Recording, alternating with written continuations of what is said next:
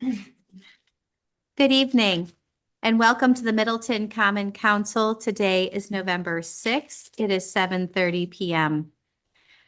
I am calling to order the regular Common Council meeting and requesting assistance on roll call.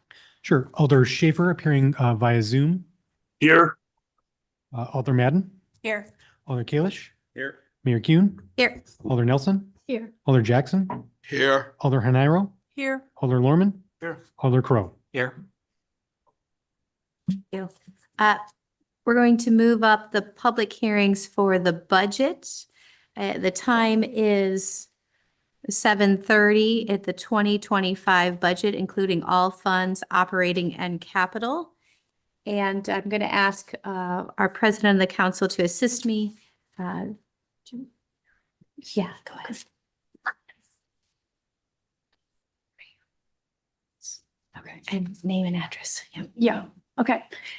Thank you. The first person who would like to speak this evening is Stephanie Moritz. And if you would please, once you get to the microphone, check it's on. And then state your name and your address, and we'll give you 3 minutes.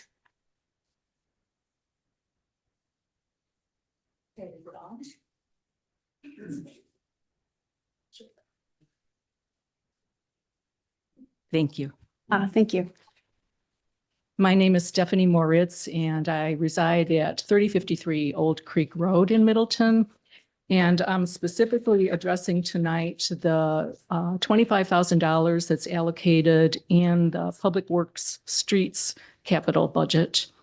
This $25,000 has been allocated for a study of traffic calming on Old Creek and Pheasant Branch roads. And just as a little background, our neighborhood group, of which I am the chair, began meeting in January of 2024. And we had several meetings, and we did submit a neighborhood traffic management program application to the city in April.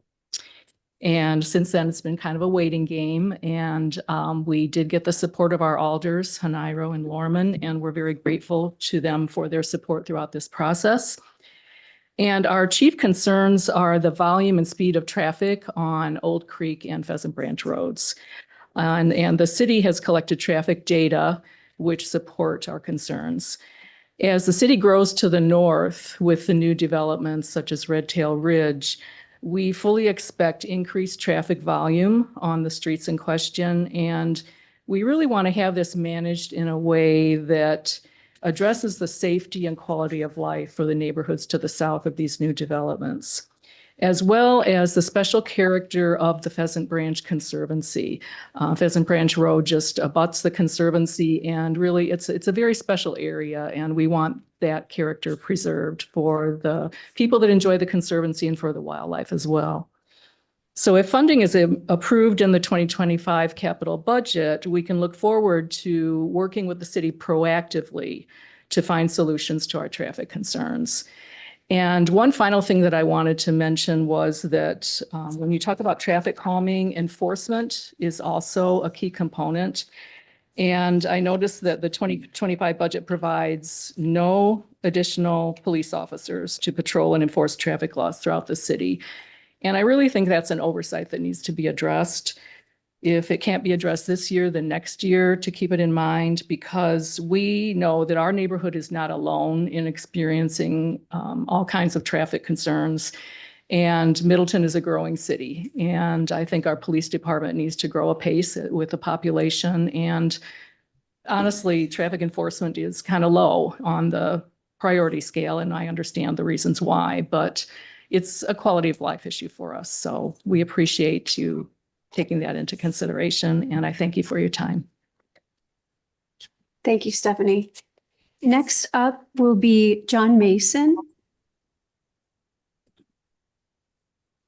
And again, if you'll just repeat, state your name and your address, and I'll give you 3 minutes. It's John Mason. I live at 3322 Conservancy Lane. I'm here on behalf of the Middleton Conservancy Condominium Association, or MCCA, where I serve on the board of directors.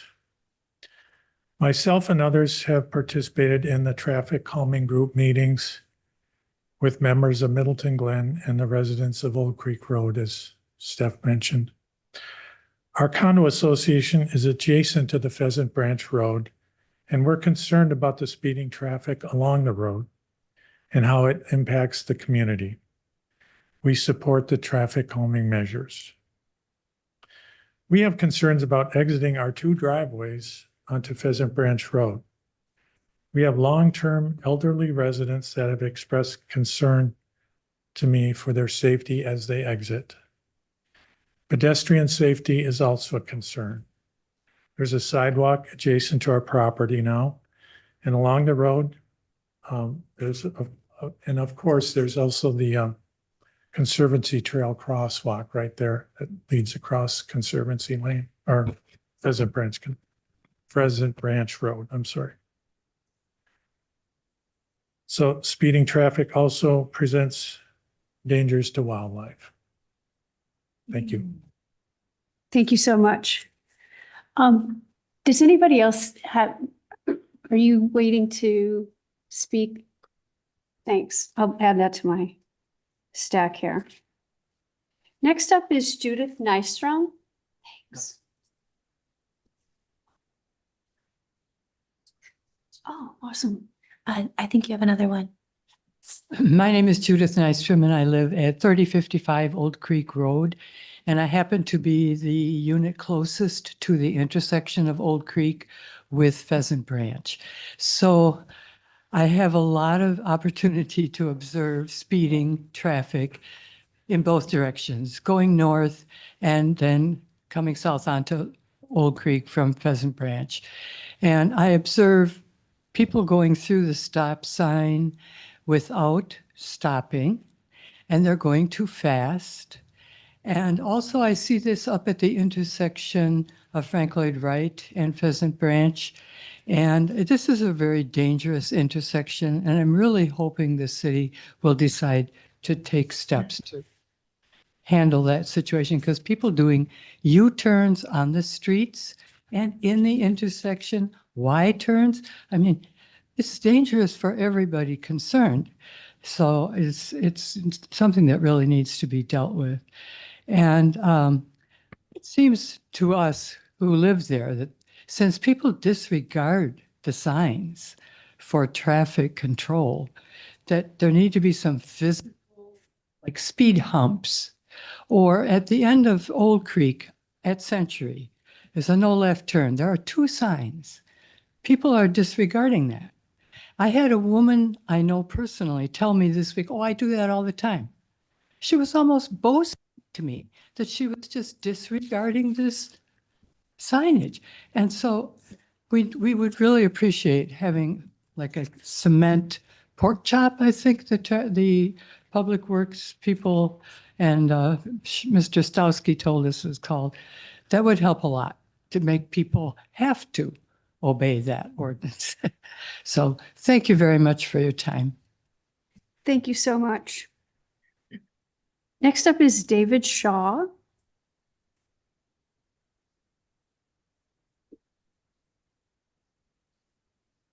David Shaw, 1337 North High Point Road. First off, I'd like to just comment on budget, and budgeting is no fun. I'd like to thank you guys and Brian and Bill and the rest of the city staff for all the work.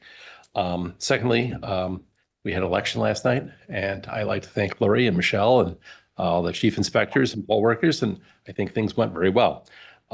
Thirdly, in terms of budgetary stuff, the golf course maintenance building, I looked at the plans. It was a little hard to find everything.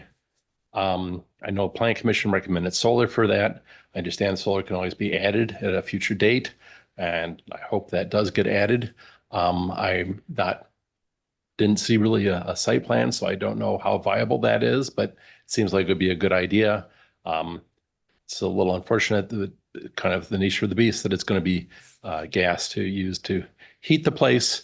But it seems to me from what I'm looking at that the wall insulation and the foundation wall insulation is maybe a little less than it could be, should be. I don't know if anybody in the like the building inspection department or anybody professionally has looked at this, determine if that is the appropriate level. It seems like R19, R13 bats are not robust enough for something like that. Ceiling insulation, it's not bad, but again, that's something like solar that could be added to in the future. But the wall and foundation insulation is something that should be done while it's built. Thank you. Thank you, Dave. Next up is Kevin Spittler.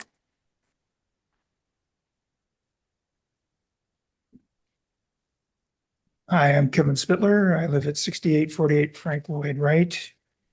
I'm here tonight to actually comment on the budget as well as one of the items on the agenda, because I think they're critically linked for future decision-making. I also have communicated with the board, council, I'm sorry, earlier on my concerns regarding climate decisions and our policies and making decisions up front that are more conducive to meeting our city policies for meeting climate objectives. Looking at what's in the budget right now, there's one particular heavy-duty truck that will cost $310,000. Probably has a life cycle of 13 to 15 years.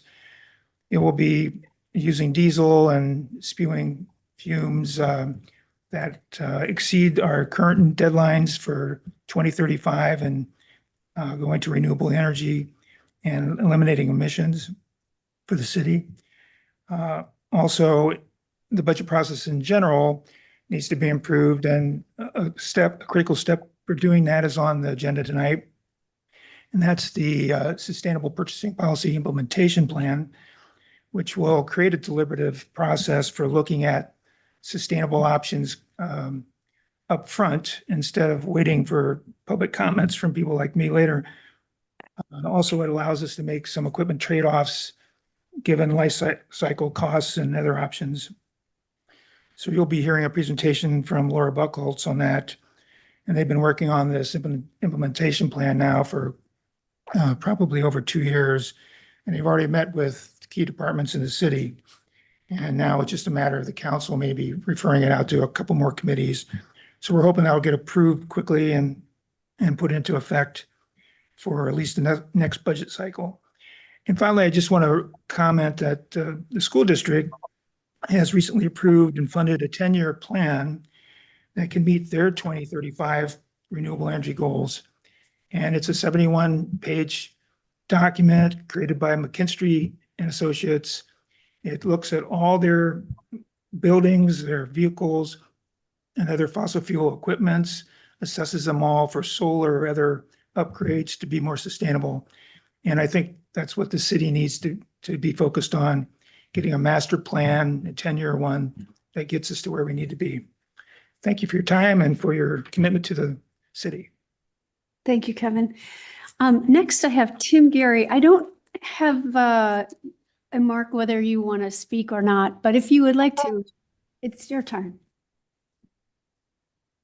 Thank you. I see on the agenda tonight that you're going to be discussing options to consider for traffic calming. Yes. Will you give Elmwood. me your address? 7310 Elmwood Avenue. Great. I appreciate the effort that's been put into connecting one side of Park Street to the other. And Elmwood, I think, is a great collector of pedestrians and dog walkers and great folks coming downtown as well as cars. And we've discussed this issue before in the past. We do need traffic calming on Elmwood Avenue. It is University Light. Elmwood and Hubbard have a significant amount of traffic that are coming through at significant speeds, blowing through the stop signs, particularly at Bristol. I have a very good view at Bristol and Elmwood. I nearly got taken out by a car going through there. It gets dark and I'm coming home from the bus when I take that in the winter. And it is a significant traffic hazard there. And we brought this issue to the city 2-3 years ago, and we were rebuffed before reconstruction has now occurred on Elmwood Avenue. Very nice road, well done. However, it's missing something. Traffic calming devices somewhere particularly at Middleton and Bristol or in between. I think the concepts that are being considered appropriately so at Park Street should now be extended the next steps, and it's budget time. So here's an opportunity for, as you discuss amendments to your budget here tonight, you could address the concerns of the residents of Elmwood Avenue that have brought this issue to you in the past. The time is probably right now where it wasn't before. I can speak for a good number of my neighbors that we feel like we were set aside quickly and not in good timing that could have occurred with reconstruction of the street. That's a sunk cost now, but it's time to move on, and we are paying attention. We see what's happening, and we know we are one amongst many areas of the city that have traffic issues. Please take care of this. We're paying attention. Thank you.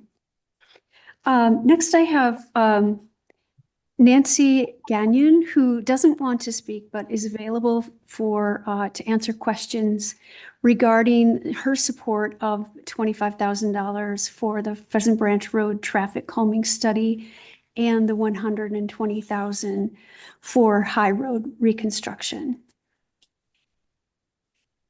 And she supports both? She supports both. Okay, thank you. Is there anyone else for the public hearing? I do have three people online that have raised their virtual hand, so we'll go in order that I call them out. Joanne Heitman, Kevin Munson, and then Robert Owen. So Joanne? Thank you very much for the opportunity to speak.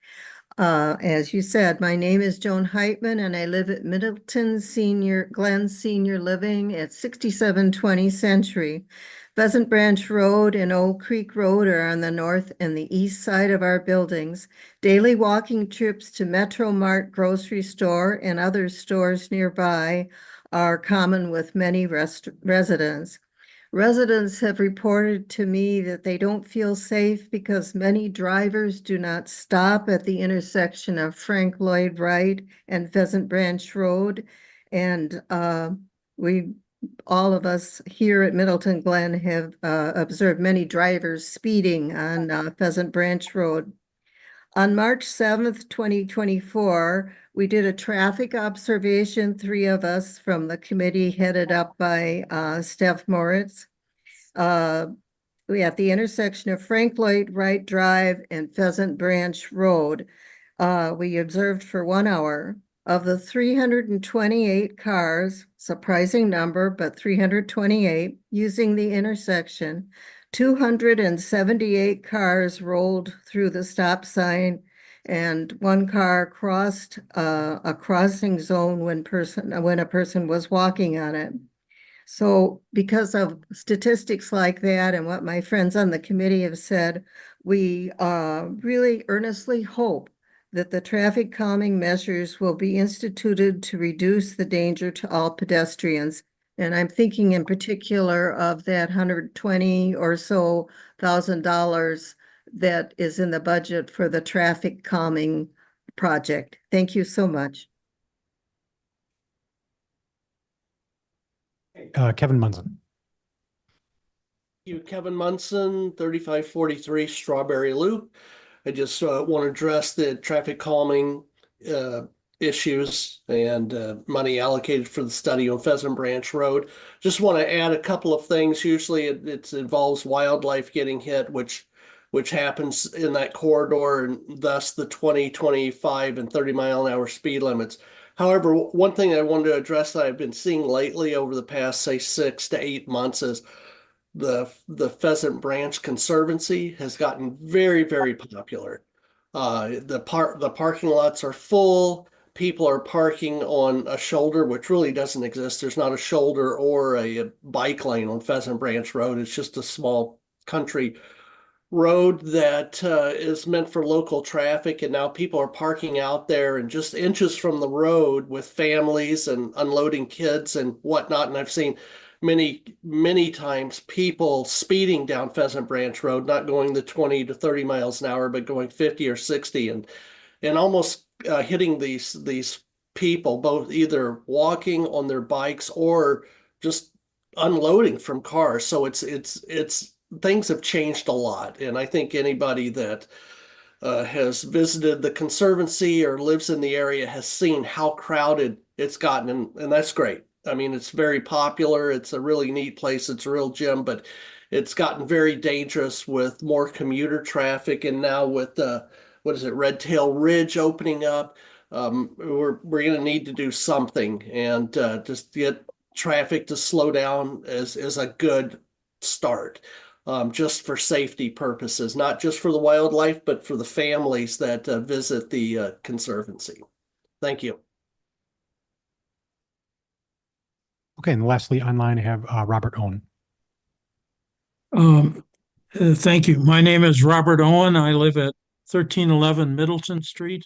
I would like to briefly address some of the shortcomings of this year's prospective budget from a climate standpoint. 8 years ago, Middleton referendum voters voted 81 to 19% for the city to clean up its climate act. It's disappointing to me how little progress the city has made in the last 8 years in cleaning up the greenhouse gas emissions from city operations. That needs to be a major focus in ordering new capital equipment. But some city departments and enterprises, it's still a situation mainly an afterthought. And that was demonstrated in this year's proposed budget. Climate change is both a current and a rapidly increasing threat throughout the world. We need to act on this in Middleton. We can do this by deferring purchases of fossil fuel vehicles and equipment in favor of a more efficient electric equipment. In this year's proposed budget, we should take that option. We should defer both proposed hybrid Ford Police Interceptor purchases at page 159 of the 159 of the budget to 2026 and purchase instead a Chevy Blazer EV police pursuit vehicle.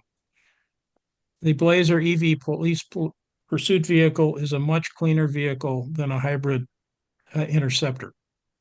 We should also take the opportunity to defer the proposed F-350 and F-550 heavy pickup purchases at page 159 to at least 2026 to take advantage of new pickup options likely to be available from non-Ford manufacturers in 2026. We should defer all Ford vehicle purchases until Public Works explains to your satisfaction why the chief mechanic only selects Ford vehicles in so many categories. The Wisconsin DOT says that other communities typically keep their heavy-duty plow vehicles like the International 7400 truck that Public Works wants to buy next year at a cost of $315,000 for 15 to 20 years. Why does Public Works want to replace this one in 13 years? Make them wait until at least 2027 to do so. By then, there will likely be an electric alternative for that heavy-duty plow. There are a number of present electric alternatives to a diesel rough mower for the golf course. Page 149. Jeremy Sabalka has not explained adequately why he rejects them. Delay that $46,000 purchase too until he explains to your satisfaction. Finally, tell EMS, page 147, that we are not going to invest $80,000 in controls and a new boiler for its obsolete gas heating system next year. Instead, let's get bids for a geothermal ground or groundwater source heating system, patching the current controls only as needed, and proceed with that cleaner option ASAP. Let's explore working with the fire district on a shared system. We pay 90% plus of the fire district's bills. We should work together on this sort of thing. Let's take the savings from deferring vehicles and not investing in gas heating to restore funding for the Efficiency Navigator and Sustainable Building Guidance guideline initiatives proposed by planning. The latter in particular is a very smart move, which deserves council support. Thank you very much. Thank you. Is there anyone else? Are we going right into? Okay. So Brian, that was the close of that. Okay, let's go ahead and I close. don't have anybody else that's not spoken already virtually. Hearing none, that closes the budget hearing. The time is 7:55. Thank you for your help. Moving to public comments, we're going to start with, the first one is the Fire Chief Harris. Please come to the front.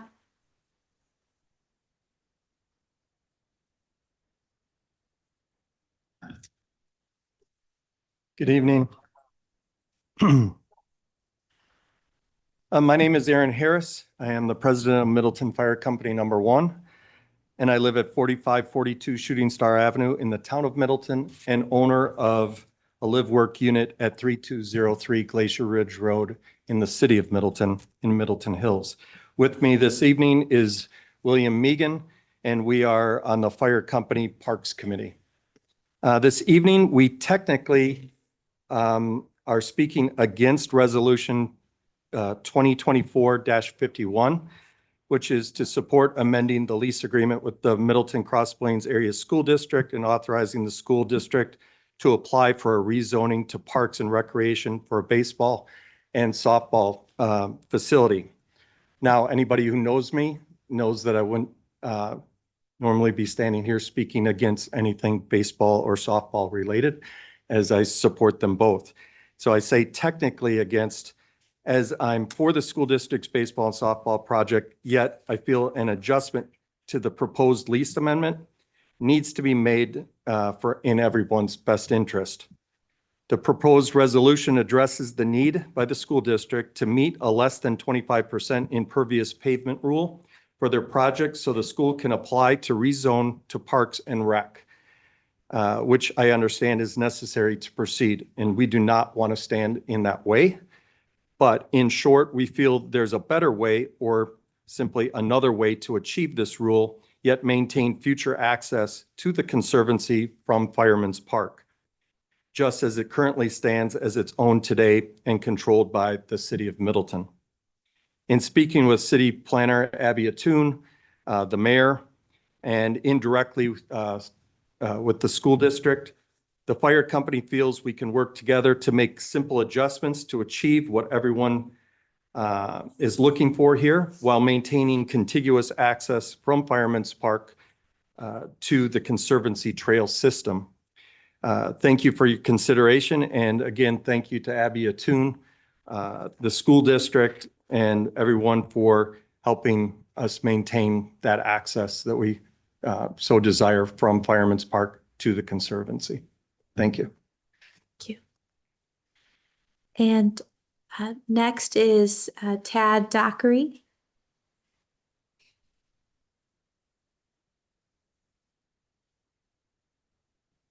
I'm Tad Dockery. I live at 2644 Branch Street, apartment 210. I'm here as the Pedestrian, Bicycle, and Transit Commission Chair. I'm realizing this probably should have just been an email. Sorry about that. I'm here to provide some clarification. We love that you came in. Oh, well, great. I'm here to provide some clarification on our recommendation for the Park Elmwood intersection, just since that's on the agenda. First, procedurally, so after our August 8th discussion, I asked Mark Opitz if we needed a motion at minute 34 in the recording. It was his opinion we did not. In the October 14th meeting, the Public Works Committee seemed to think our recommendation wasn't firm because of that. So there's clearly some interpretation difference. In my later reading of Robert's rules, it doesn't seem as though we technically need a motion, though we probably should have made an official report to them to feed into their motion. At any rate, it would be helpful, since the committees are staffed by volunteers who lack procedural familiarity, if we just had some clarification about how committees should correspond with each other. Second, to reiterate my position on the matter, since I was driving much of the conversation, option 2 is not actually a best practice. Now, if it were rotated 90 degrees so that the raised crossings crossed Elmwood, it would be. The reason for this is that the riskiest crossings for pedestrians are not across through traffic, but across turning traffic. At this intersection, those turns are onto and off of Elmwood. This was Kirsten Klockner's position on cyclists using Elmwood too. They have a serious issue with park traffic because of the same thing. Further expecting pedestrian, this is just a misunderstanding, I think. Further expecting pedestrian crossing infrastructure to function primarily as a speed bump puts pedestrians at risk by placing them at the only point of speed control on the road. The actual point of these facilities is to elevate pedestrians higher into motorist sightlines and make it faster for pedestrians to cross the street, which is why for this particular neighborhood intersection near a shopping location, on a bus route, and on a bike route, we recommended option 3 to provide visibility to all pedestrians and cyclists. Thank you. I'm going to try and catch my bus, but I'll try and be back online. Thank you for supporting the bus too. We appreciate that. The next is Alder Nelson. And she's speaking on behalf of the Middleton Public Arts Committee.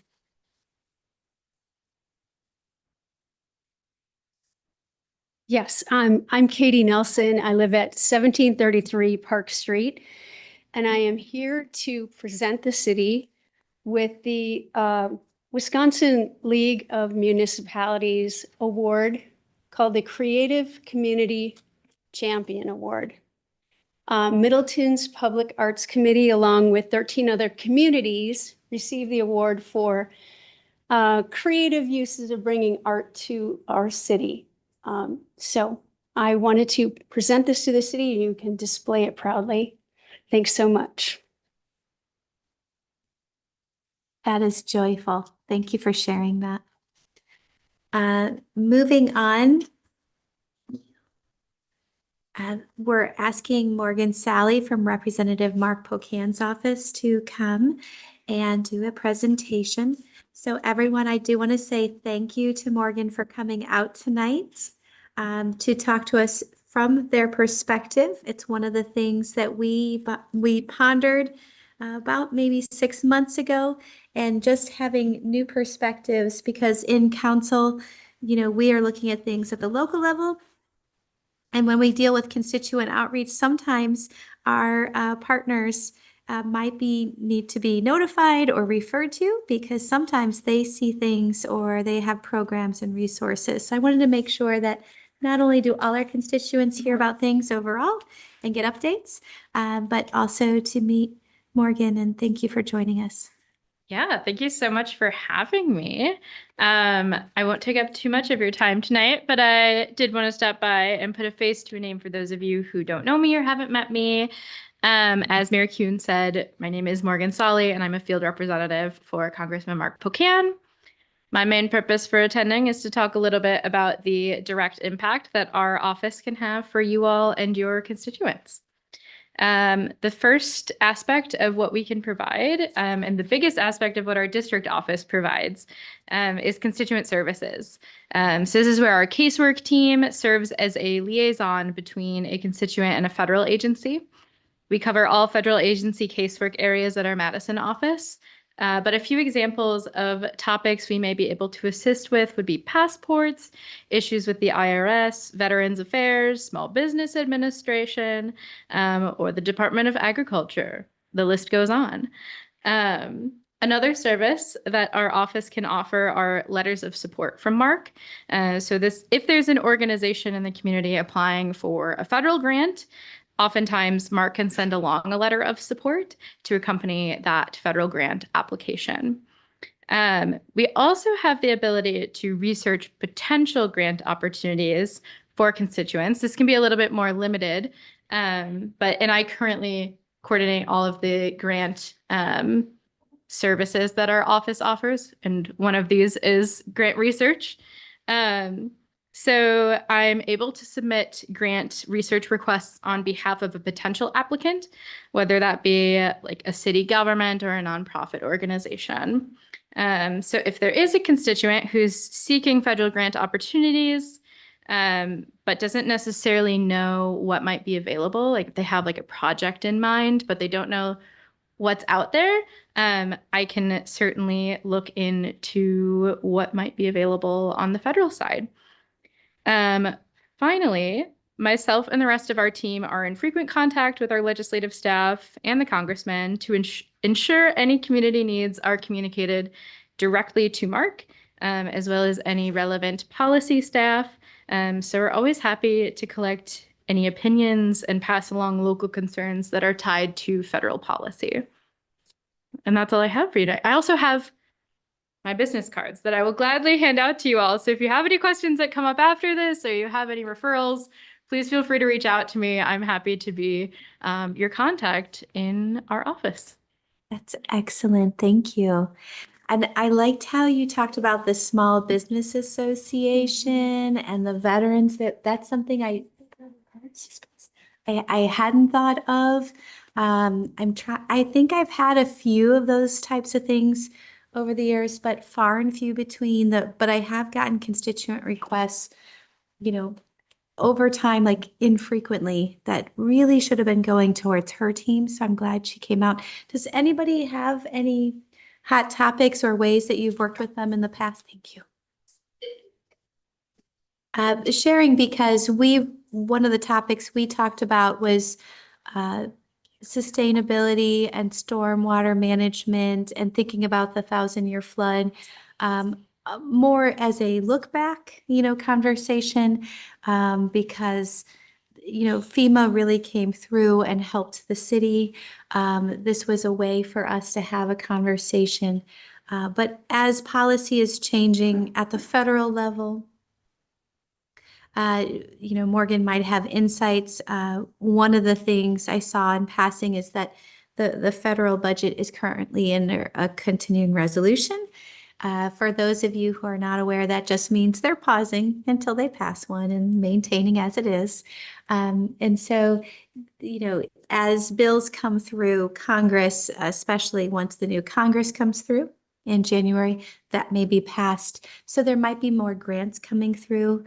I'm trying to think of when we did the NOAA project with housing. I don't think that was a federal. I think that was county and state, but they might have a housing policy, especially under a new administration.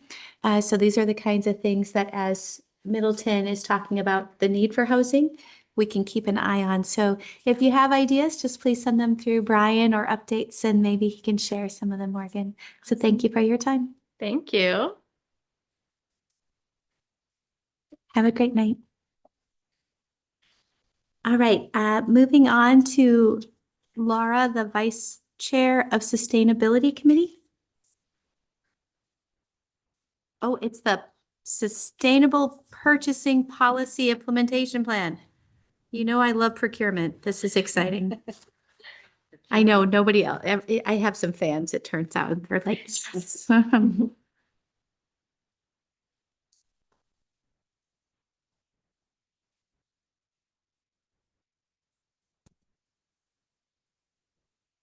There you go. Can you see that? Hear me okay? All right. Well, first of all, thank you for having me here tonight. I'm here on behalf of the Sustainability Committee. This is our implementation plan for the sustainable purchasing policy. We have done extensive research into this plan, doing literature and municipality reviews to see where we stand. We've conducted qualitative interviews with many of the staff leads, sent out some anonymous questionnaires, tried to analyze our findings, and have updated the IP several times. Along the way, we discovered several staff concerns, which we thought were important to address, which kind of grouped into the categories of lacking support, having difficulty with measurement, unique circumstances that might be difficult to deal with in a plan, how to work within the budgeting and purchasing process, existing contracts, and then the desire for more guidance.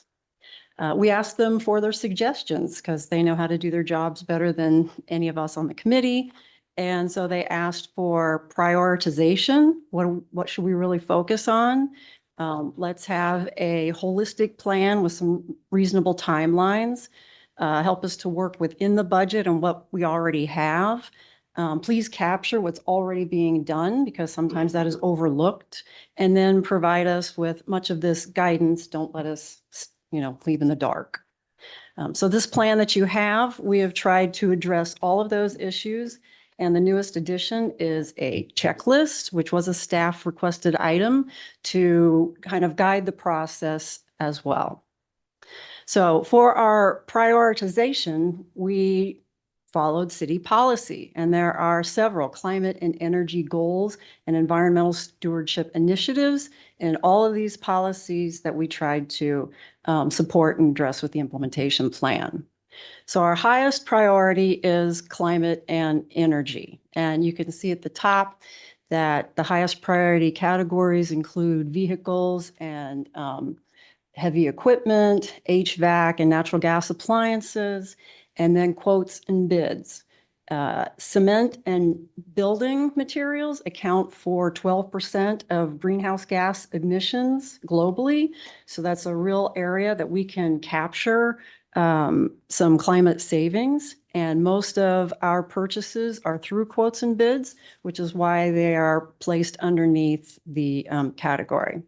After that, we say we should focus on chemicals, both indoor and outdoor chemicals and water efficiency with our lowest impact items such as paper and office supplies, which we don't really purchase that many of, are some of the lower prioritization.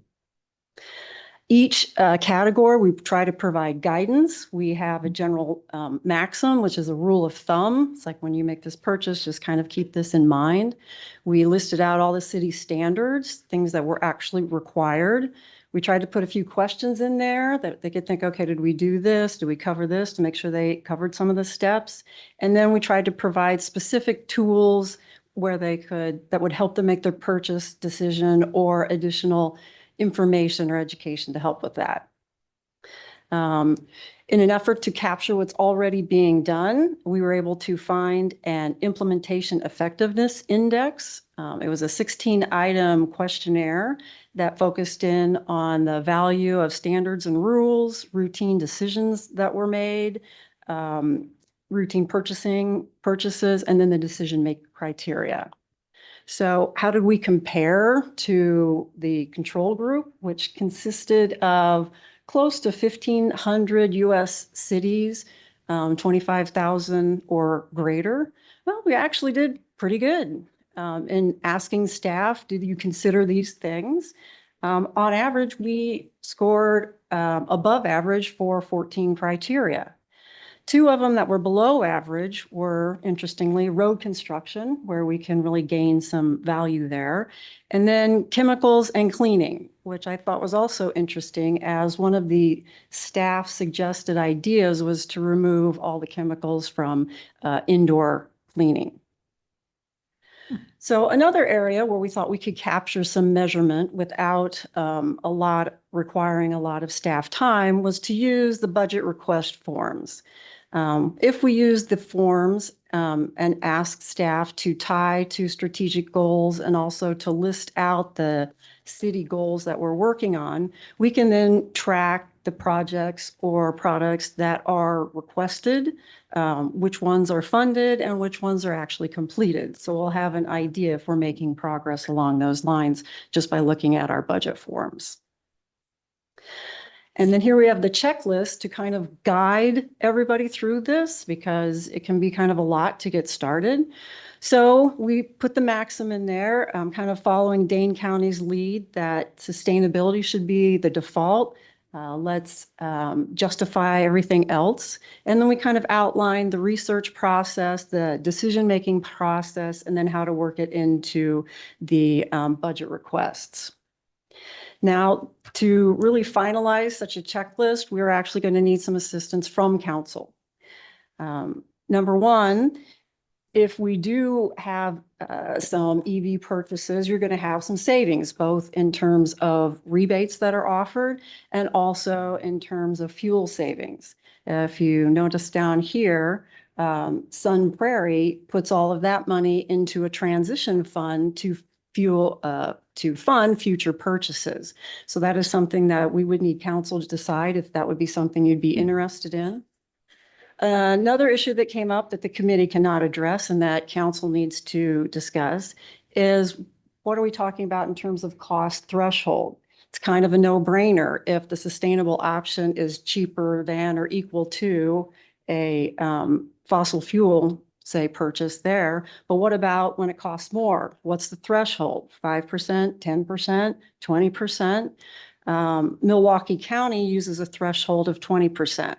So staff would really like some guidance on what is this allowance. And then we put together a 5-year plan where we try to focus in again on our top priorities, which are energy, for the first couple of years, starting with updating our quotes and bids language, and you can use warm asphalt in there too.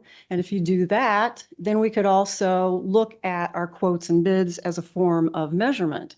So we could see how many of these projects have we replaced with low carbon concrete. And then we would do an HVAC and a natural gas appliance inventory and replacement plan.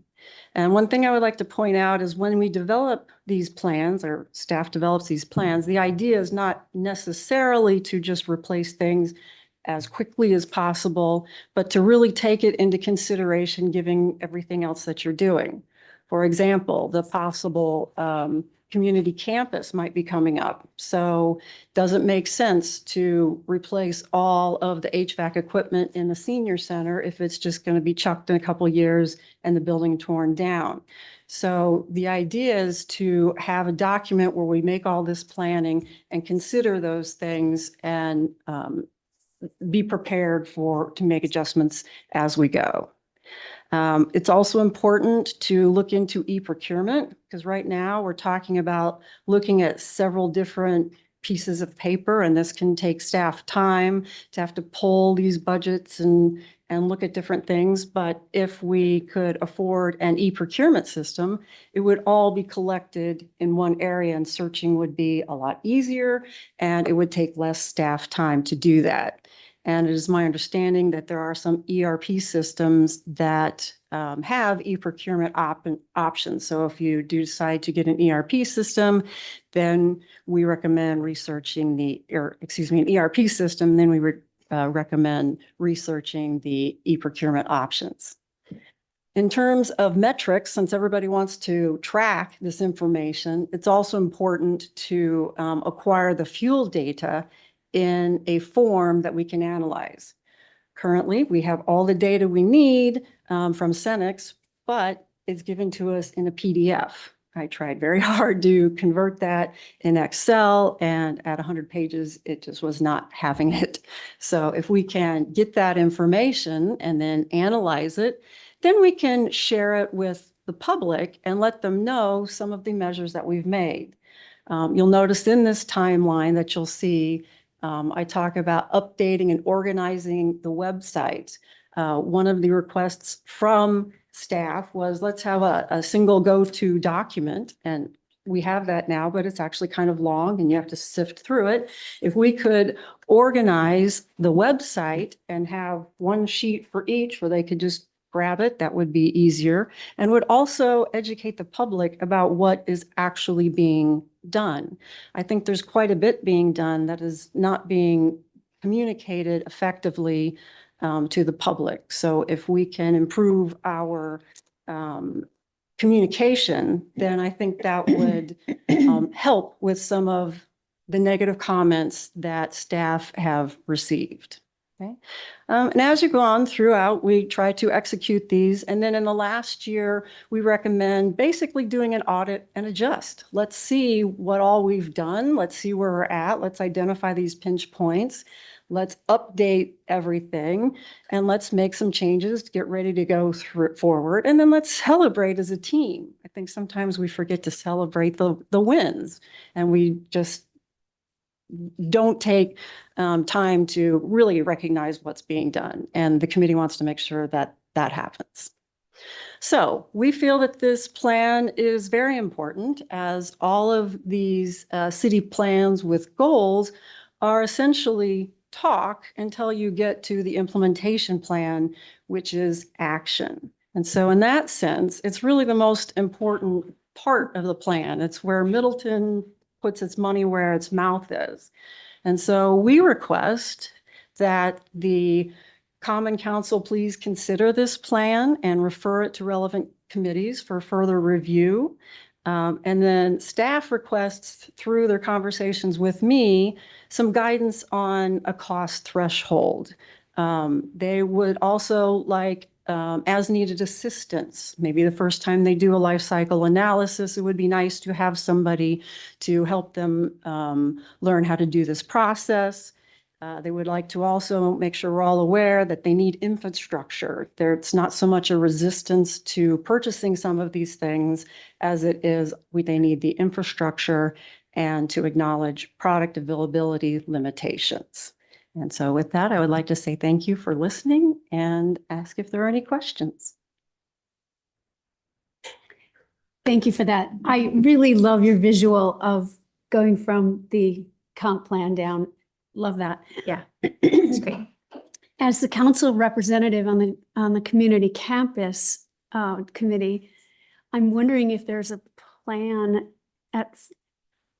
in the works to have you meet with that committee, because I think that would really help our discussion of whether to fix what we have or to build new. I think that coming together of the minds would be a very, very good.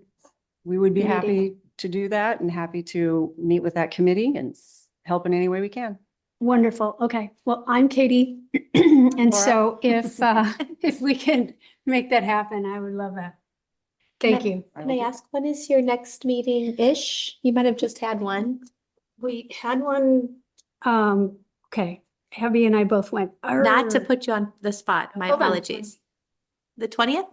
November 20th, yeah. November 20th. Maybe take a note. Yeah, For 20. because even if you can join, maybe not officially on the agenda. Oh, We can yeah, it's a observe. noon on a Wednesday. It's not a usual day. Okay. Is it also Zoom available in case she's working? Okay.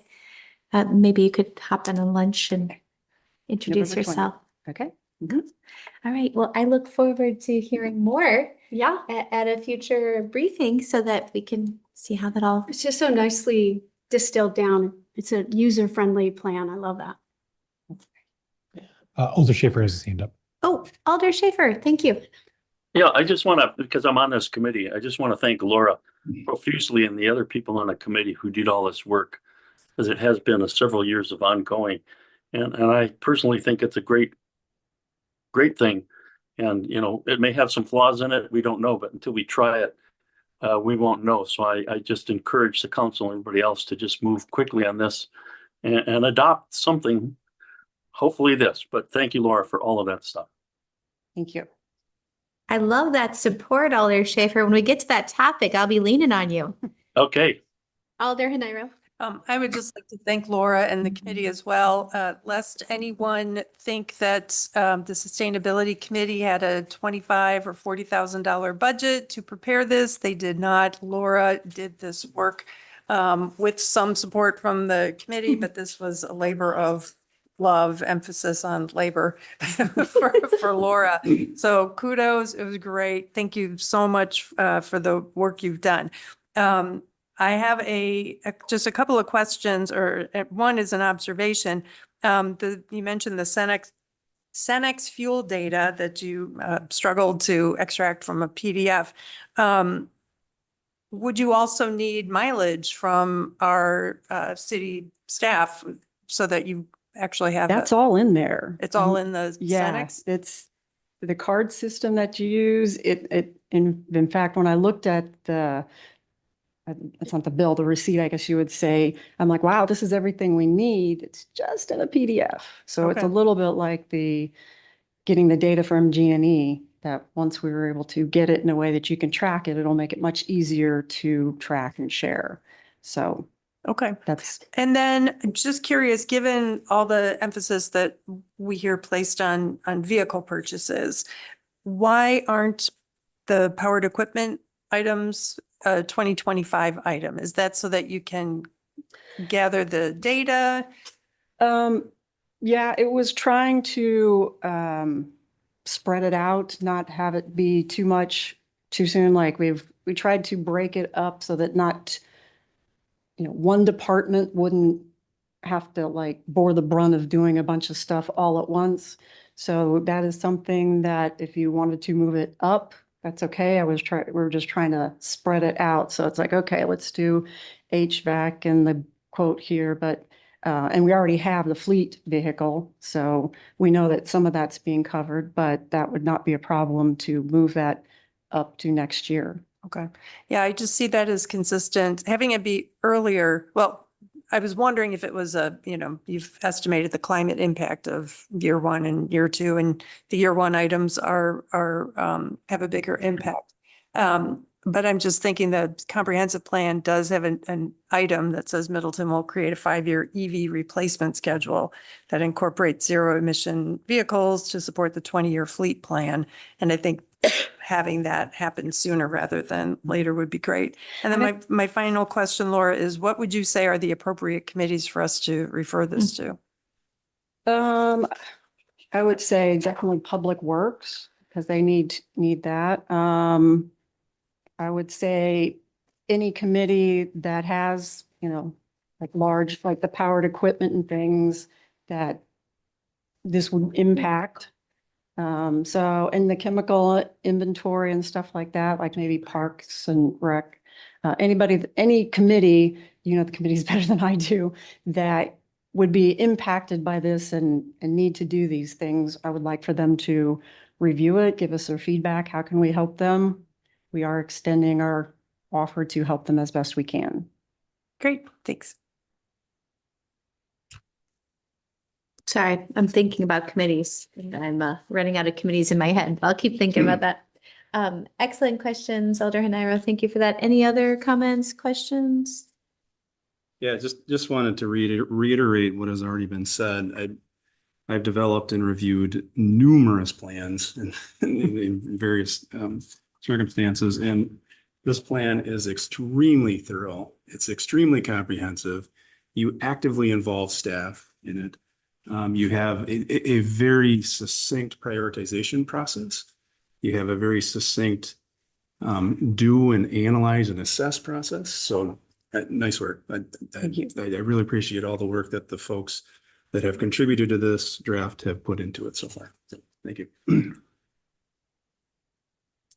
Bravo. Thank you for your time. Okay, thank you. Thank you. Okay, leaving the presentation portion of the agenda and going to proclamations. We're going to acknowledge the Veterans Day holiday, which is Monday. So this proclamation is to honor Veterans Day, November 11th, 2024. Whereas we honor and express our profound gratitude for the courageous individuals who have served in the armed forces of the United States.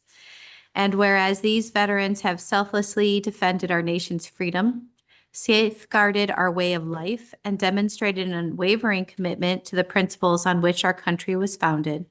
And whereas President Woodrow Wilson first proclaimed Armistice Day, now commonly recognized as Veterans Day, on November 11th, 1919. And whereas on this day, we honor the brave military service members and their families and commemorate the signing of the Armistice Agreement between the Allies and Germany, which formally ended the major hostilities of World War I on the 11th hour of the 11th day on the 11th month of 1918. And whereas in 1954, President Dwight D. Eisenhower signed a law designating the 11th of each November as Veterans Day. And whereas Veterans Day serves as a reminder of the sacrifices made by our veterans and their families and provides an opportunity to pay tribute to their valor, dedication, and patriotism. And whereas we also join the efforts of the Wisconsin Department of Veterans Affairs in establishing outreach efforts to newly returning veterans, individuals with mental health needs, and those experiencing homelessness. And whereas the city of Middleton is privileged to be home to a community of veterans who have provided service in times of conflict or during peacetime. Now therefore, I, Emily Kuhn, Mayor of the City of Middleton, Wisconsin, along with the Middleton Common Council and the citizens of the city, do hereby proclaim and call upon all citizens to join in a heartfelt appreciation of our veterans, to honor their contributions to our nation, and to rededicate ourselves to the principles of peace and freedom for which they have so valiantly fought. This proclamation was adopted at a regular meeting at the Middleton Common Council on the 6th day of November, 2024. Is there a motion? This is Alder Crow. I'll make that motion. Is there a second? Panayro will second. Any comments? Hearing none, all those in favor of approving the Veterans Day proclamation, please say aye. Aye. Aye. Any opposed? Motion passes unanimously. Moving on to the consent agenda. There's 4 items. Is there any motion? This is Panayro. I move approval of the consent agenda. Is there a second? This is Jackson. I'll second. Any comments? Okay, I just have a comment on the 4th item for Pleasant View Golf Course. One of the things that I learned in visiting the golf course, so I think Alder Madden is on the committee. Okay, yes. You probably know, so you can help me with this. Sure. Is that part of the reason we need to build this out maintenance building, not only for space, but to make sure that we have the proper charging equipment? Yes, that is part of the rebuild, is that so we are continuing to maintain the course on our sustainability purchases. Thank you. And I'm excited about that because I hadn't thought about that part, is that the facility that they had for the equipment couldn't absorb the volume of things that they want to buy. And so once I understood that they're building the infrastructure out, and I'm looking to the golf course director to make sure I'm saying this right, then they can absorb those purchases in out years. Is that pretty accurate? Okay, I'm getting a head shake, yes. Yes. All right, so thank you for that.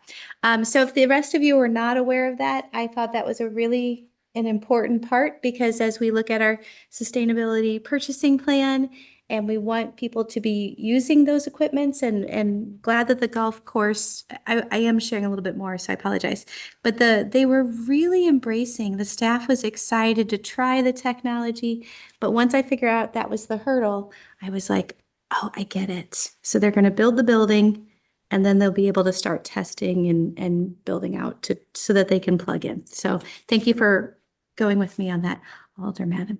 All right, all those in favor of approving the consent agenda, please say aye.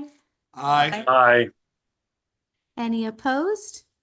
Motion passes unanimously. Moving on to agreements, approval of agreement with Destination Madison. Is there a motion? Yes, this is Panayro. I move approval of the agreement with Greater Madison Convention and Visitors Bureau, Inc., doing business as Destination Madison, as recommended by the Finance and Personnel Committee. Is there a second? This is Jackson. I'll second. Any comments? Hearing none, all those in favor of approving the agreement with Destination Madison, please say aye. Aye. Aye. Any opposed? Motion passes unanimously. Number 2, the agreement with Vanderwall and Associates for Tax Increment Finance District Number 3 and Number 5, redevelopment services for 2025. Is there a motion? This is Panayro. I move approval as recommended by the Finance and Personnel Committee. Is there a second? This is Jackson. I'll second. Any comments? Hearing none, all those in favor of approving the agreement with Vanderwall and Associates, please say aye. Aye. Aye. Any opposed? Motion passes unanimously. Number 3, the amended and restated payment in lieu of taxes agreement with WHPC Parmenter Middleton LLC for the property located at 3001 Parmenter Street. Is there a motion? Yes, this is Haniro. I move that we defer action on this item until November 19th. Is there a second? This is Jackson. I second. Any comments? I just want to explain that we're doing this so that we can work out some more terms related to the specific amount of affordable units and other things. Very good. All those in favor of deferring the amended and restated payment in lieu of taxes agreement, please say aye. Aye. Any opposed? Motion passes unanimously. Moving on to budget. Number 1, the presentation on the 2025 recommended budget.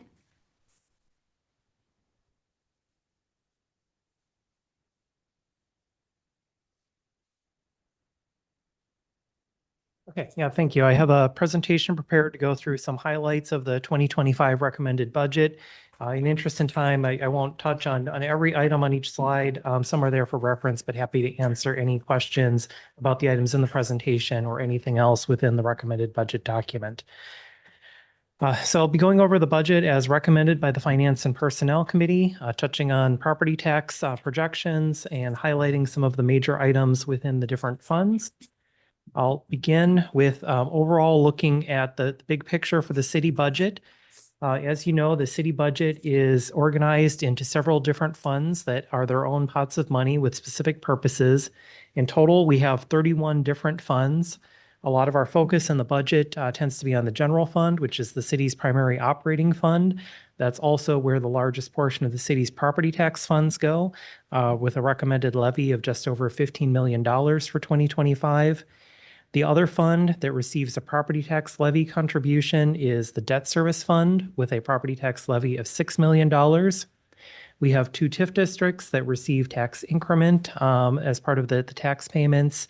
And then we have several other special revenue, capital, and enterprise funds as well. So some of the highlights of the recommended budget. This was put together assuming passage of the stormwater utility referendum, which, as we know, passed last evening. It does include a total of 5.7 full-time equivalent positions. That includes 2 positions related to stormwater. It includes a water and sewer utility position, and then additional positions within the general fund that I'll detail out in a future slide. For personnel and benefits, it includes a 2.5% cost of living adjustment for the city's non-union staff, as well as market adjustments under the city's compensation plan. We have 2 union contracts. The police contract is up for renewal and negotiation for next year. We do have a tentative agreement and ratification pending. The budget includes a $100,000 placeholder as a personnel contingency, and we do feel that the tentative agreement will be able to be funded within that $100,000. We also have an existing agreement with the EMS paramedic unit. That includes a 2.75% cost of living adjustment plus steps per the contract. For the city benefits, the budget includes a 9% net increase in the city cost for health insurance. With the change that the city is making to its health insurance provider going from Dean SSM to GHC, there actually is a variation in the premiums where family and single rates are increasing at a little different rate, and the family rate a little higher than the 9%. But we're also anticipating savings in the city-funded health reimbursement account that helps pay for items under the deductible, since there are more things that would be covered without that deductible or copayment. So in result, the net is a 9% increase in the city cost. No change in the dental insurance cost, and there are some incremental increases in the cost of retirement from the Wisconsin retirement system. I also wanted to note that as with the 2024 budget, we are budgeting for some anticipated savings from vacancies. And in the recommended budget, that was just under $155,000, or approximately 1%. And given the organization of our size and the number of staff, we've typically had some level of turnover and savings as a result of that turnover. Looking at the property tax estimates, this slide lists out the estimated impact based on the recommended budget for just the city portion of the tax rate. So at this point, just looking at the city share, not school district, technical college, county. But for the city tax bill, because this is a non-revaluation year, we're expecting only a minor difference in the median home assessment. That's just a 0.1% change there. So for most properties, they'd be staying at the same assessment level. The city mill rate is broken down between the general fund and the debt service fund. Overall, the city mill rate is projected to increase by 2.2%. The city tax levy in total is increasing by a 1% increase. And so the city tax on the median home is projected at a $51.14 increase, or a 2.2% increase. This slide looks at a comparison of an equalized tax rate. So it uses equalized values as determined by the state of Wisconsin to be able to compare different communities on apples to apples. And this is looking at the 2024 budget year. So this is the tax bills that went out last December. That's the latest available data that we have for comparison purposes. And Middleton continues to shape up very well in comparison with the other larger cities and villages in Dane County.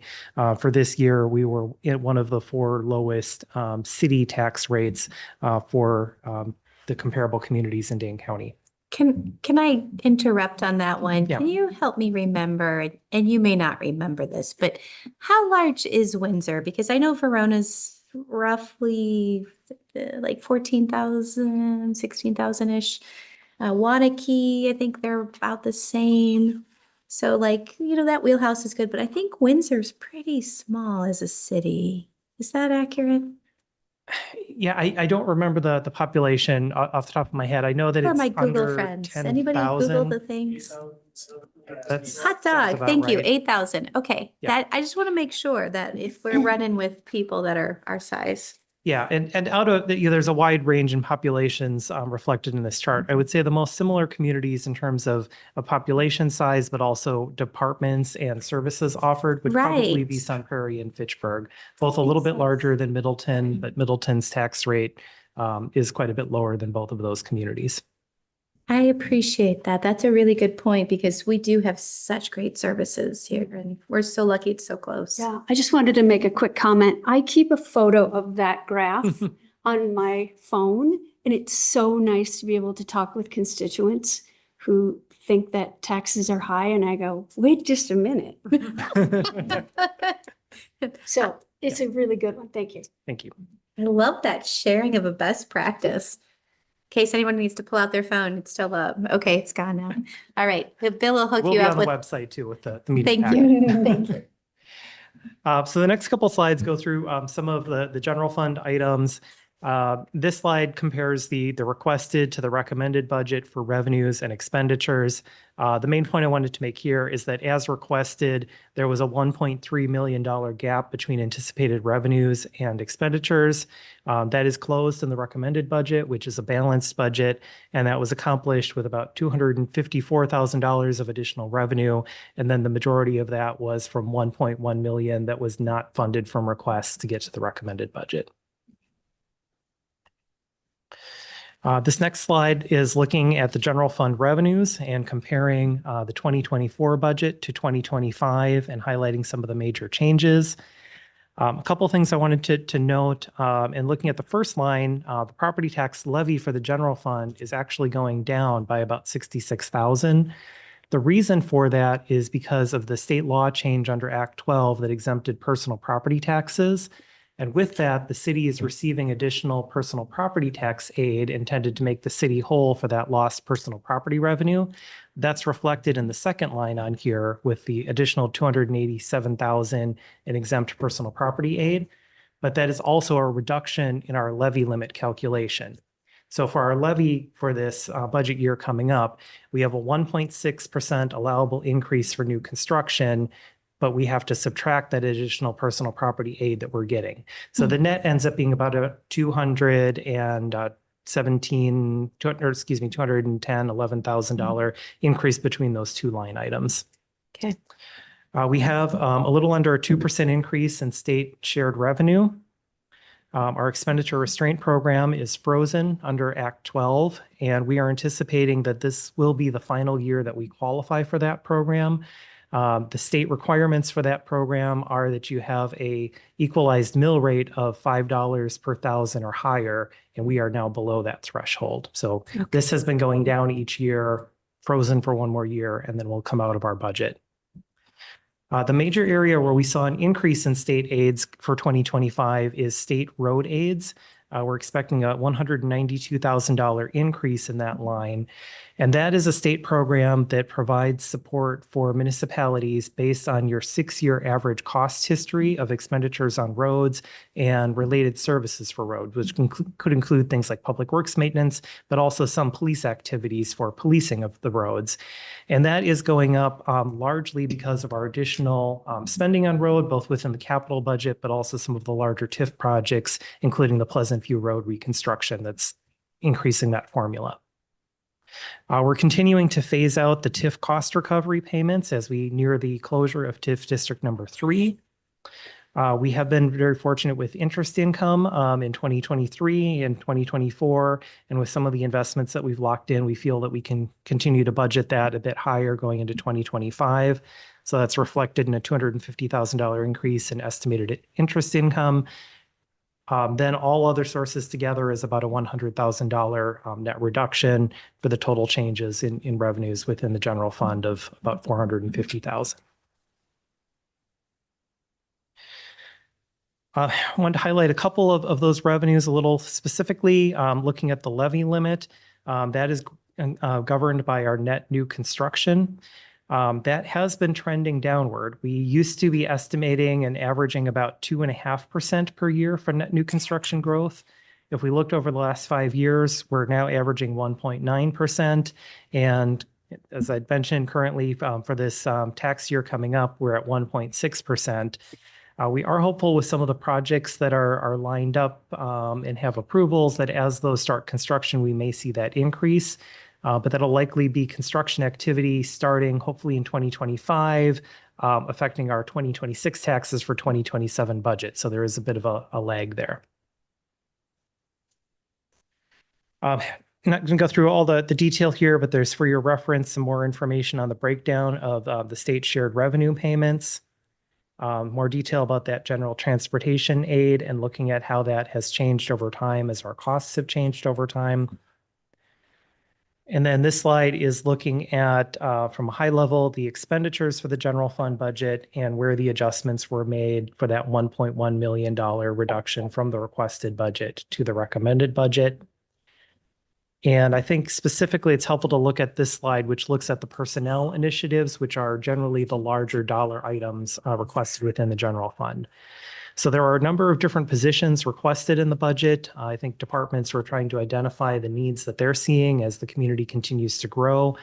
Given the revenue constraints that we're under, we were not able to include in the recommended budget all of those requests. But the items that are included as the budget's recommended by the Finance and Personnel Committee is a full-time human resources generalist. That would bring our human resources function from 1 person to 2, and something definitely needed for a community of our size and our population and staffing.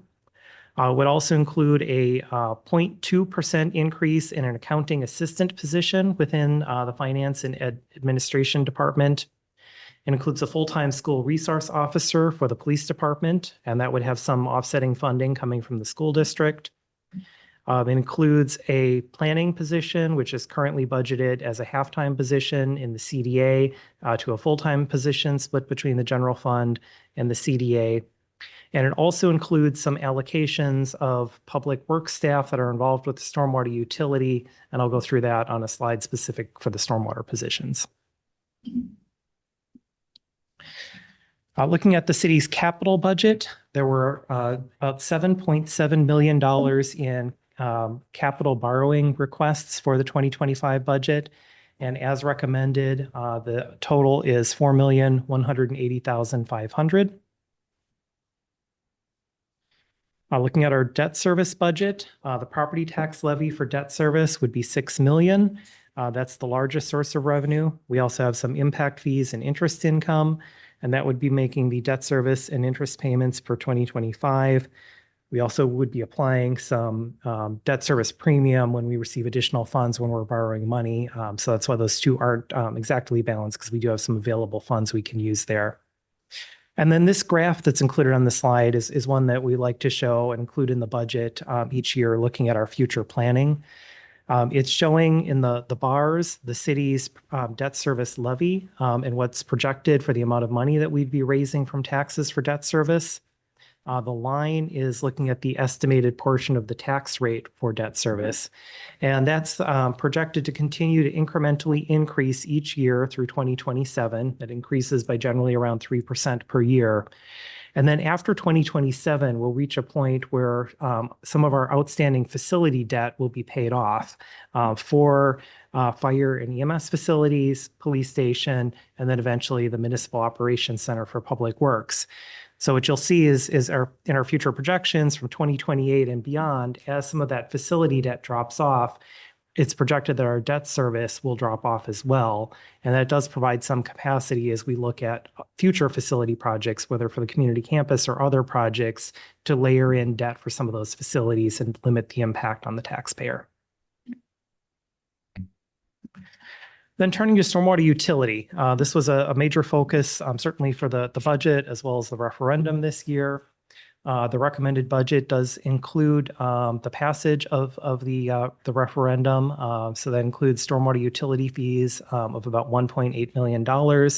That would be funding about $400,000 in personnel, $338,000 in maintenance, street cleaning, storm sewer activity, and then the balance of about $1.6 to $1.7 million in capital projects and depreciation. And I should note that based on the capital projects plan that was identified in the stormwater rate study, there would be some use of fund balance in the stormwater utility in addition to the revenue from the referendum to fund those capital projects. Looking at stormwater utility related personnel, there would be two new positions that would be added. One of those is a stormwater technician. That position would be split 50% between the stormwater utility and the general fund. There would be a new stormwater utility foreman, split 20% general fund and 80% for the stormwater utility. We would also be having the assistant city engineer position would be acting as the stormwater utility manager and engineer, split between general fund and stormwater utility. And then finally, for the public works crew that is involved with stormwater activities, they would be allocated 20% to the stormwater utility, 80% in the general fund. So in total, there are two new positions created, but the allocation for the stormwater utility would be funding 3.6 full-time equivalent positions across all of these different positions. This slide again is for reference. These are the stormwater utility capital projects that were identified in the budget and the rate study. This next slide provides an update on the American Rescue Plan Act funds and the current projections for 2024. Two things that I wanted to note here is that based on the updated projections, we are anticipating that there will be about $98,000 remaining that is not currently allocated, that is available to be allocated prior to the end of this year. And also, there is an additional $21,000 that we are planning to carry forward into 2025 and obligate for future single audits to close out the remainder of the projects. I'm just going to pause and it turns out, Brian, I was thinking of the ARPA funds on that NOAA project. See, I knew it wasn't a grant. You were right, but I messed it up. It was the ARPA fund. So thank you for that overview. And it was just such a great program. So I'm glad it's all tying together. That brings me to this next slide. We do have a few suggested budget amendments for your consideration at the council level. And then, of course, the council's free to raise other topics and other amendments as well. The first of these is looking at ambulance billing rates. That's something that the EMS chief has been suggesting each year, that we incrementally look at our ambulance billing rates and have an increase each year rather than waiting several years and having a larger increase at one time. So based on the recommendation that he put together, we would be looking at, from the recommended budget, an additional 11,488 in revenue. There would be some additional costs associated with that for our billing service, that as we are billing more and raising more revenue, we are also paying the billing service more, and a couple operating line adjustments. So the net there is additional revenue over expenditures of $6,760. If that's not allocated elsewhere in the budget, that could reduce the budgeted savings from vacancies. That would lower that by that $6,760, which would bring us to about $147,000 for next year. The next couple items are related, and this is related to the another item that's on the agenda for the 2024 budget. This would be for the cost for the navigation easement for the airport, which would be split between TIF District number 3 and the airport fund, and increasing the 2025 budget for that anticipated cost. And that is, these numbers would reflect full year of those payments. If the actual ends up being less, obviously that full amount would not be needed. And then the final item that's listed on here is the Madison Metropolitan Sewerage District, who treats the city's waste from our sewer utility, has adopted their final budget. The budget, as it was put together, had an estimate for what those costs would be and an estimate for sewer rates. Both of those numbers can be adjusted downward to the actual rates for MMSD and what we'd be required to pass on to our sewer utility customers. This slide goes through some more detail about the proposed ambulance billing fee adjustments proposed by the EMS chief. Would be an increase in the base pay rate of $150, with also an incremental increase in the loaded mileage and no transport charges. No action is required on this related to potential use of general fund surplus, but just for your reference, been keeping a list of items that have been identified during the budget process as potential uses of surplus from the general fund. That would be additional funding for pruning, trying to fund a compensation and organizational staffing study to inform future budgets, potentially looking at a consultant to assist with the ERP software, RFP development and selection process. And then there were some one-time costs, public works, tools and equipment, EMS chief recruitment and relocation costs with that position being coming open with the retirement of our EMS chief. And then the city has tried to go above and beyond the requirements for the fire district capital reserve. And so that would be an option to continue to look at settling additional side funds if surplus is available. So with that, just to kind of highlight where we are in next steps, tonight we held the first public hearing on the budget. There'd be council questions, deliberations, and potential budget amendments this evening. On November 19th, we'll be holding a second public hearing on the budget. That would also be the evening for action on the budget for both approval of the budget as well as the property tax levy resolution. And then if approved, we would work on finalizing the tax rates and preparing tax bills, which would need to be mailed by December 15th. But a lot of information. Be happy to answer any questions about anything in the presentation or anywhere else in the budget.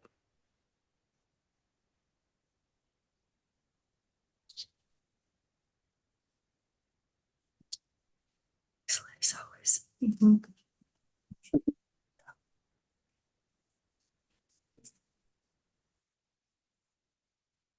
Bill, I just want to say excellent as always. You always make it very understandable for the non-finance committee members. It's always, I'm very grateful to your good layout. So thanks. Thank you. I second that. And good work on the finance committee's part. That's a big puzzle. It's like artwork when you guys get in there. I second that as well. I don't think I'm supposed to second it, but that was well said. All right. With that, since there's no clarifying questions or topics, we're going to go ahead and move on to number 2, the 2025 budget deliberations. and potential budget amendments. So I'm glad that we kept comments to that because I was afraid we would go into the traffic calming because that was, I think, our hottest topic of our public speaking comments. Does anybody have any thoughts? And if we're quiet while we're thinking, I'm going to lean on our finance chair if she wants to talk for a minute or two and just share some highlights or favorite parts. Well, I would just echo my colleagues' comments in praise of our finance director and finance department as a whole. Appreciate all your hard work. I know it's a labor of love, again, emphasis on labor. And I'm very grateful to the voters in Middleton who made all of our work a little easier by voting yes on the stormwater utility referendum. That was a very decisive victory and very important. And I'm just so pleased with our residents recognizing the need to address our stormwater. I was going to suggest that maybe one amendment we could make at this time would be to look at the suggestions Bill had on his slide. I think it was slide number 20. I don't know if we can do these in one fell swoop, Bill. Yeah, I think they could be if desired or individually at your choice.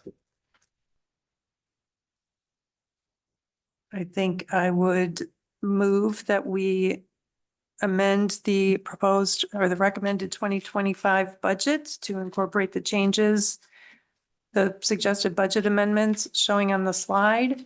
2 for the general fund, 1 for TID 3, 1 for the airport, and 1 for the sewer utility. Is there a second? Nelson will second. Any comments? Yeah, I just want to point out to my fellow commission members regarding the navigation easement and how this worked out. If you recall, originally it was to be a 50-50 split, and it's now a 75-25 split. As a member of the Finance Commission, as we work through this, I simply supported the decision to do that. But I don't support it in the sense that of the ratio. So I feel strongly about sticking with the city's recommendation of a 50-50 split. And the reason being is this really took place 25 years ago.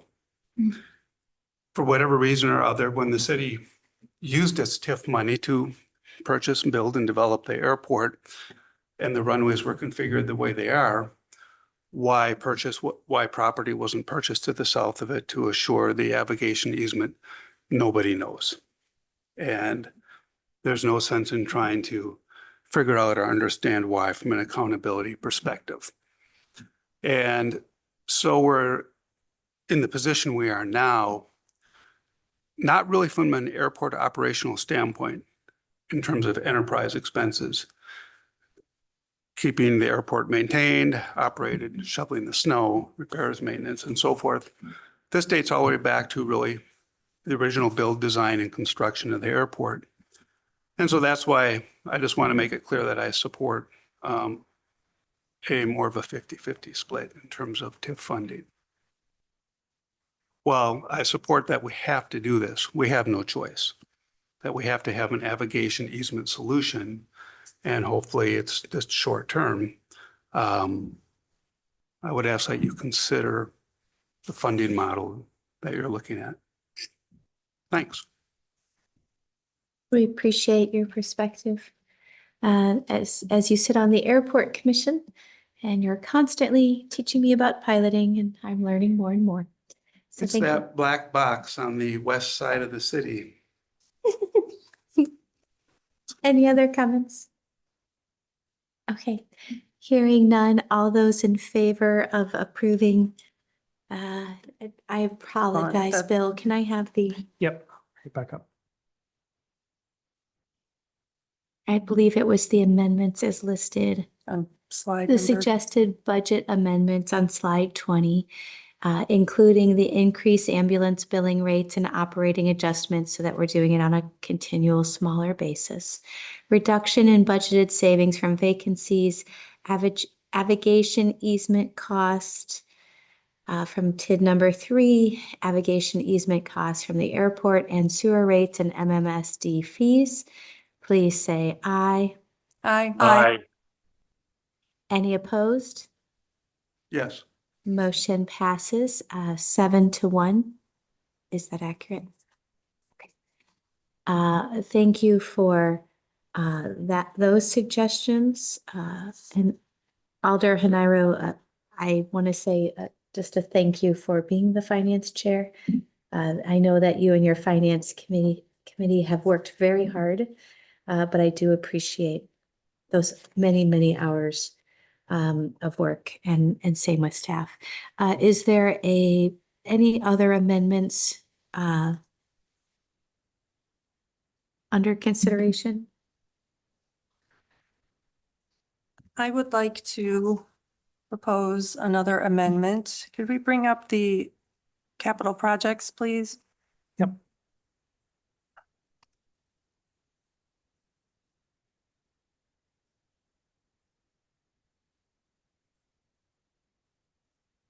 And go to the Public Works streets, please.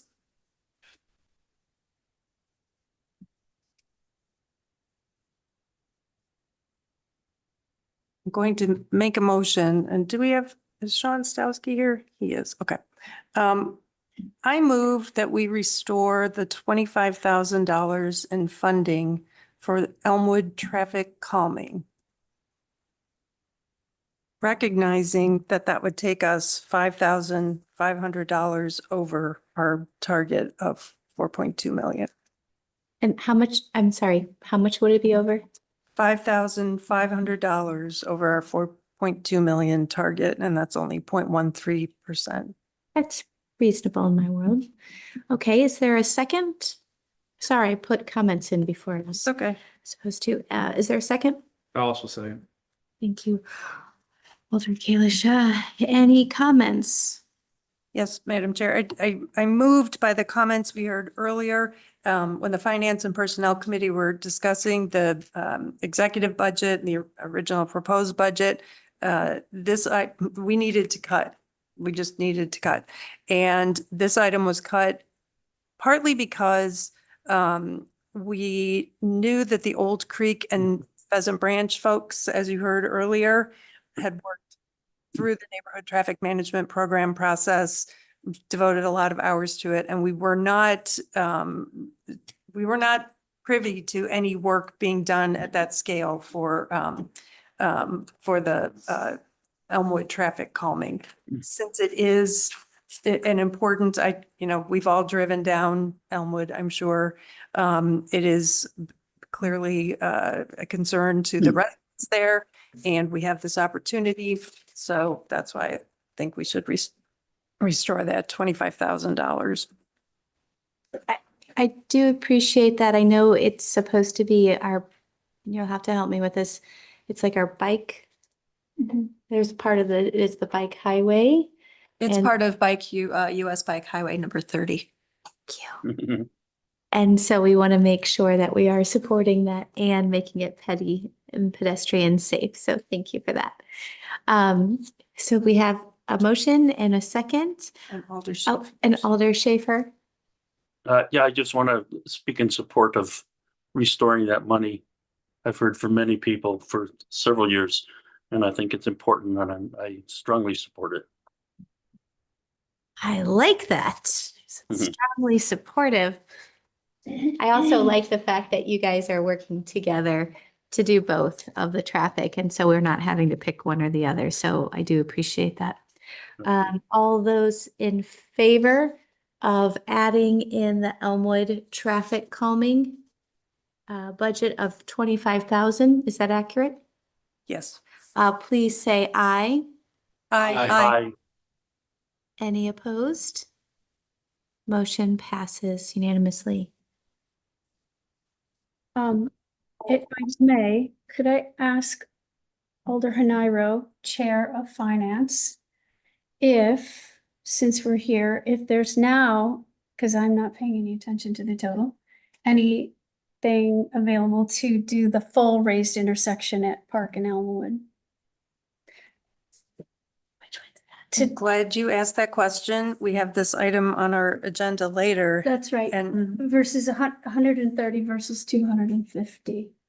it's not in the budget for next year. Okay. It is something we recognize as being very important, but again, it did not. Next year, it might be possible. This year, it's not. But as a member of the Ped Bike and Transit Committee as well, I do support the full option that Option the 3. committee had recommended, Okay. despite not having a resolution. Thank you for that. Good clarifying question. So we can keep an eye on that as it's coming forward. And these are well-used areas, although everything is well-used and there's lots of interest on that. Okay, very good. So any other amendments for the budget? Madam Chair, if I would defer to any colleagues who have amendments to suggest for 2025, I would like to bring up possible amendments to funding that we need to obligate this year that could be used in 2025, specifically the ARPA fund.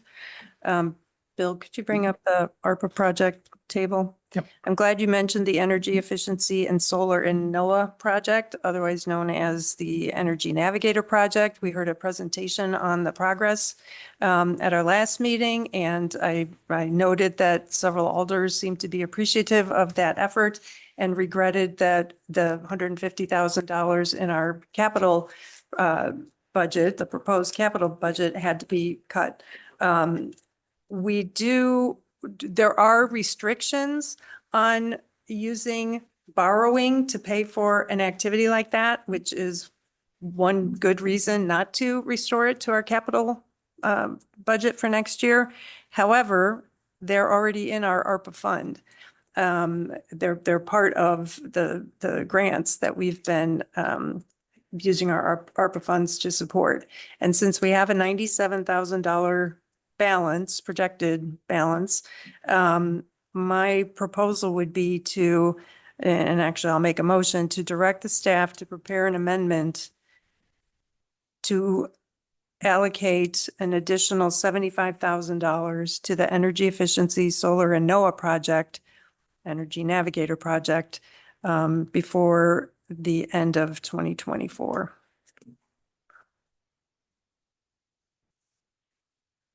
Okay, I didn't capture that one. That's the 75,000 to NOAA, Solar and NOAA.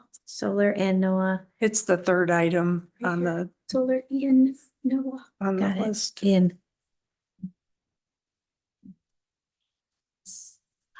Sorry, I said 75,000 in 2024. All right, is there a second? Schaefer will second. Okay.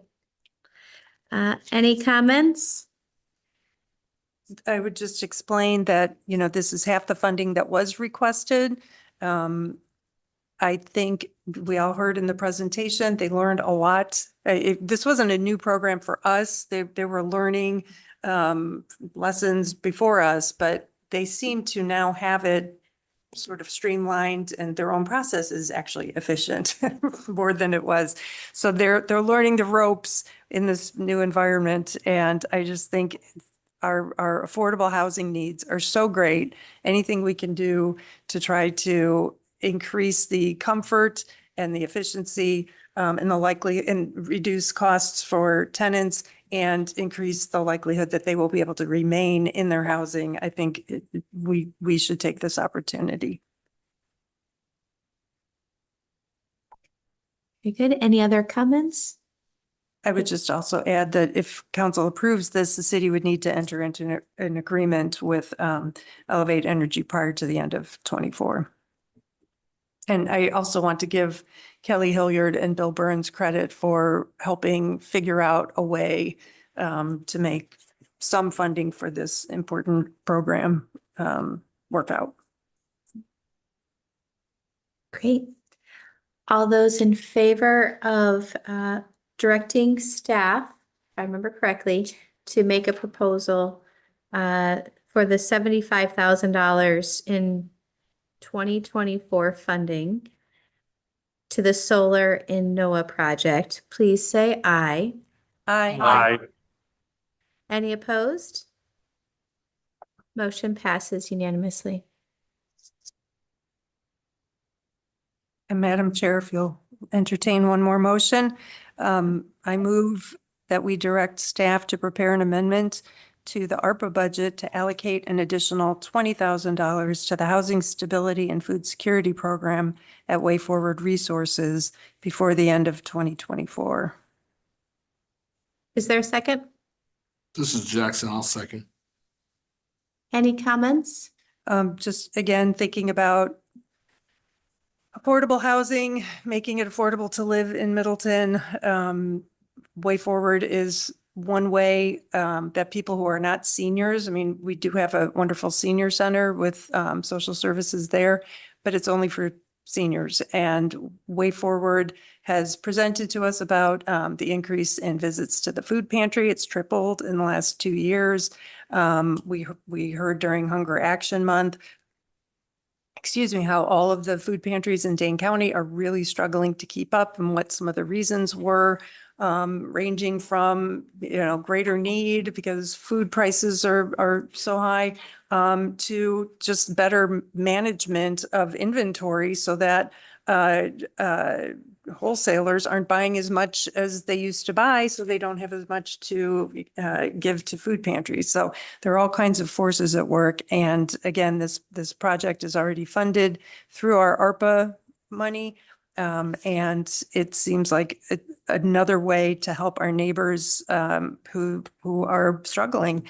And it's one way to address housing stability in Middleton until we can find other ways to do that on a grander scale. That's a really, really good point. And I know that all of you get reach outs over the last year. If you haven't, maybe you're luckier than me. I've been getting a lot of folks asking who are struggling, and I do send them to Way Forward. I can tell you that 3 of them have been housed in our workforce housing. They are working families. They do have children in care, and Way Forward helped them navigate the system and learn about options. 4th family did not find a location in Middleton, but Way Forward helped them find one just across into a neighboring city. And they are very happy. All of them have reported back to me how great the service was, and also how their new housing is, a good place to raise their children. And I know they help people without children as well. But I will say that is a direct service that I've seen that have helped families of Middleton stay in housing. So very excited to see this. Now you made the motion. Is there Jackson seconded? And any other comments? Madam Mayor, I just want to say I support this move 100%, because there is concerns about housing stability. Also, I attended the meeting at the library for the food insecurities, and it is a very concerning issue. And even today, I directed a few of my constituents over to Way Forward. Actually, I had to lead somebody over there, and when I seen the line wrapped around the building twice, we have a serious problem when it comes down to food security. So I support this 100%. And at Way Forward does a great job at helping in our community and in the Dane County. Also, having someone who serves on the Dane County board, as far as the budget was concerned, they were really cut heavy. And she practically told me they don't know if there's anything they're gonna be able to do concerning food security with Way Forward. Well, then every bit counts, and glad to hear that perspective that the county doesn't have resources, that we might just have a little bit in 24 to think of. So thank you for sharing that. Any other comments? All right, all those in favor of approving the $20,000 of the ARPA funds to waive forward for housing, the housing fund, please say aye. Aye. Aye. Any opposed? Motion passes unanimously. Any other amendments? Okay. All right. Brian, did you get all of those? Excellent, thank you. And I know that you, from your presentation, we will see this again at the next meeting, the budget update. Yep. And then if there's anything that comes up in that time, or hey, if the state wants to give us more money and we just don't know what to do with it, I'm sure people might have a sign they need to put up or something. You let us know. Okay, great. Moving on to miscellaneous design intent for pedestrian and bicyclist accommodations at Park Street and Elmwood Avenue intersection. So with design intent, I know that the designs are actually being shown, and Tad had his comments on where, that it should be moved. And he was preferential to number 3. So I just want to keep that on folks' radar. If I misstated, I'm sure someone will help me correct it. That I have to tell you, Public Works is not my forte. I love a good pothole fixing, but crosswalks, y'all are the pros. So Brian, can you help me understand what it is that we need to be talking about? So in the memo that's up on the screen, basically we need direction from the council on which of the options to consider that were discussed about at various committees. There was a difference of opinion from Public Works and Ped Bike on which of the options to select. So therefore, the ultimate decision comes back to the Common Council. You heard public comment tonight advocating for option 3. So we can highlight the different options if you need more background.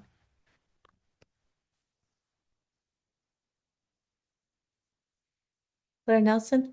I'm wondering if I could have Sean help me understand why Public Works prefers option 2 versus option 3.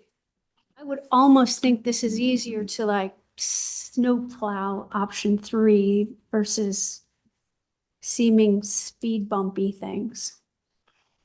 Well, I think there are relative advantages and disadvantages with any of them, but I think a big part of what Public Works Committee was looking at is, can we use the benefits of having a raised pedestrian crosswalk function also as a speed hump, a series of speed humps in Park Street, which is different than Tad's recommendation. Right. I understand.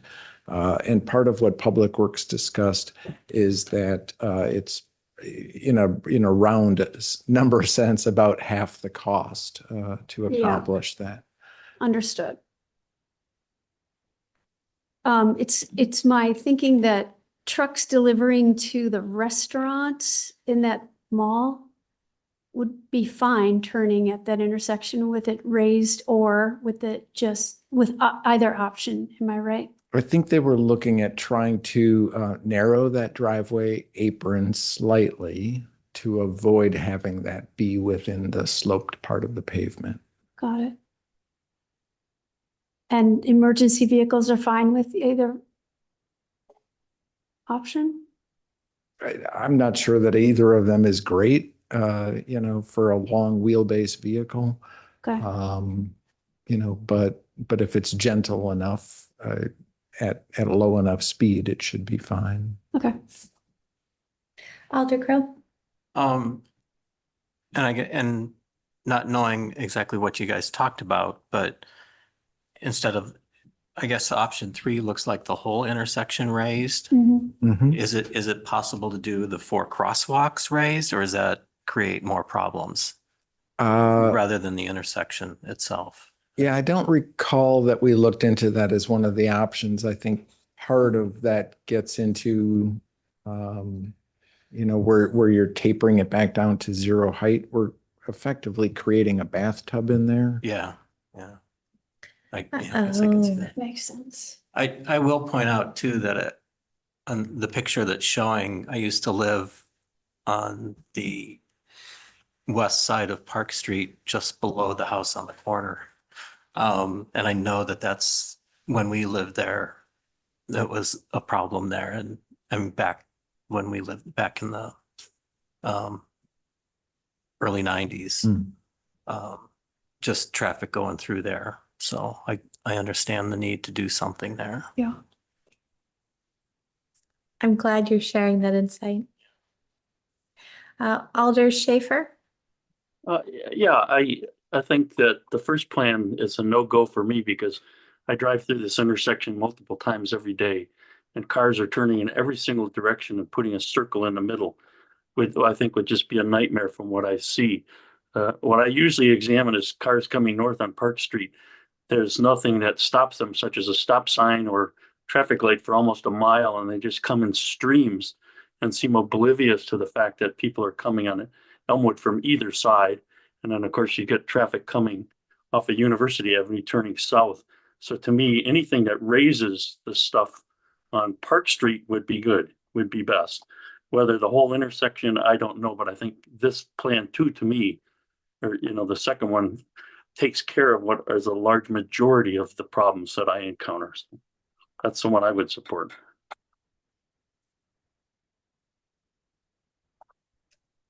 I do see Tad is on, so if anyone has a question or clarifying, he is available. I'm just pointing that out because if there was a perspective that we want to have, he's still on. Alder Hanira? I just want to reiterate my support for option 3, as a member of the Ped Bike and Transit Committee. We have a complete streets policy in Middleton. This is exactly the type of thing that policy envisions.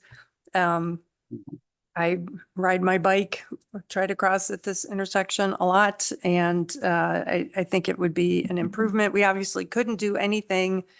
I mean, something that would impede the transit by the bus, emergency vehicles, trucks, just would not be allowed.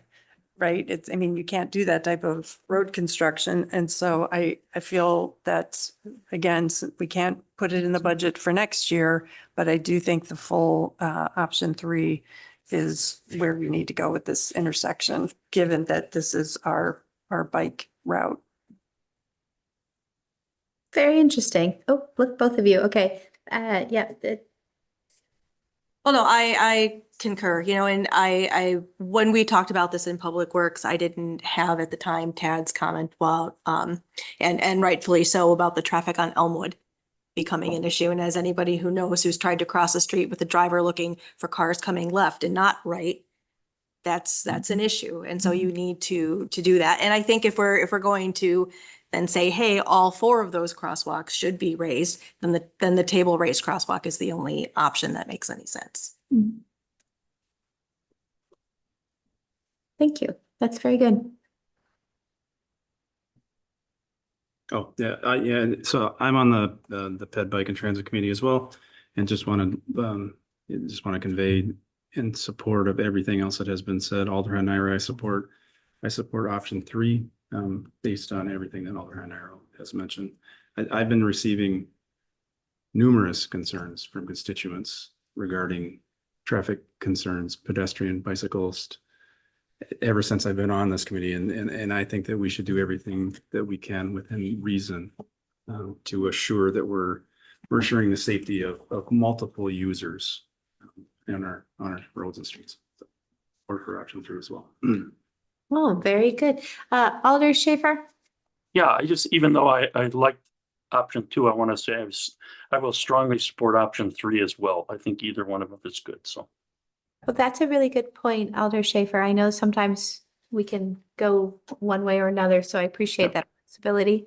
Alder Nelson? I live on Park Street, so I, of course, see this intersection on dog walks and all kinds of times during the day. I'm wondering, and I lost my question. I just totally, the driveways going into the shopping center and coming out are ridiculous. the exit onto Park Street out of the shopping center, there's always a line of traffic at the light waiting to cross University or turn east onto University Avenue. Is there any way that the city can make those change? Or is that not anything that is an To- option for the Have city? a queue of northbound traffic at University Avenue? No, like if you exit yeah. into Elmwood from the shopping center, you have a Okay. much easier time getting out and around onto University, but there's that one-way It's, slanted exit out Yeah. of just near the Tabby and Jack's. Sure, sure. Yeah, it's the kind of driveway we would not approve now, Yeah. but when it was built, we did. And the Okay. drivers often expect you I'm to gonna- like let yes. them in. I'm gonna pause that because I know exactly what you're talking about. But maybe have that conversation offline and Fair, but I'm just like wondering if that affects the plan, which one, blah, blah. very good point. I think because that's further, we're okay, but seriously, have that conversation. Yeah, I mean, that, offline. that entrance and well, I guess now it's just an entrance into the parking lot there that complicates that intersection a Yeah. lot. And I believe it used to be a two-way in and out traffic there without the Yeah, parking that's the slots, other so, driveway into that shopping center. yeah. But Okay, it used to, so- they used to have cars coming out of there as terrible. well. I'm gonna scope us back to But this four-way. So I'm hearing okay with support number three, support number three. I think you were supporting number three. Great. Alder Schaefer was 2 or 3, but supports both. And over here, Alder Haniro said 3. So that's 1, 2, 3, 4, 5. 5 said support. I'm not going to ask the rest, but if you feel like you need to say so. Is that enough direction? Well, if you wanted to phrase that in the form of a motion, that would be clear direction. Excellent. I'm looking for a motion. Alder Schaefer will make that motion. And, Love it. Part Because 3. you had a passionate support. Isn't that right, my friends? yes, Passionate support. So in support of number 3, is that good enough? that's right. That's my motion. Excellent motion. Okay. Is there a second? This is Madden, I'll second. Any comments?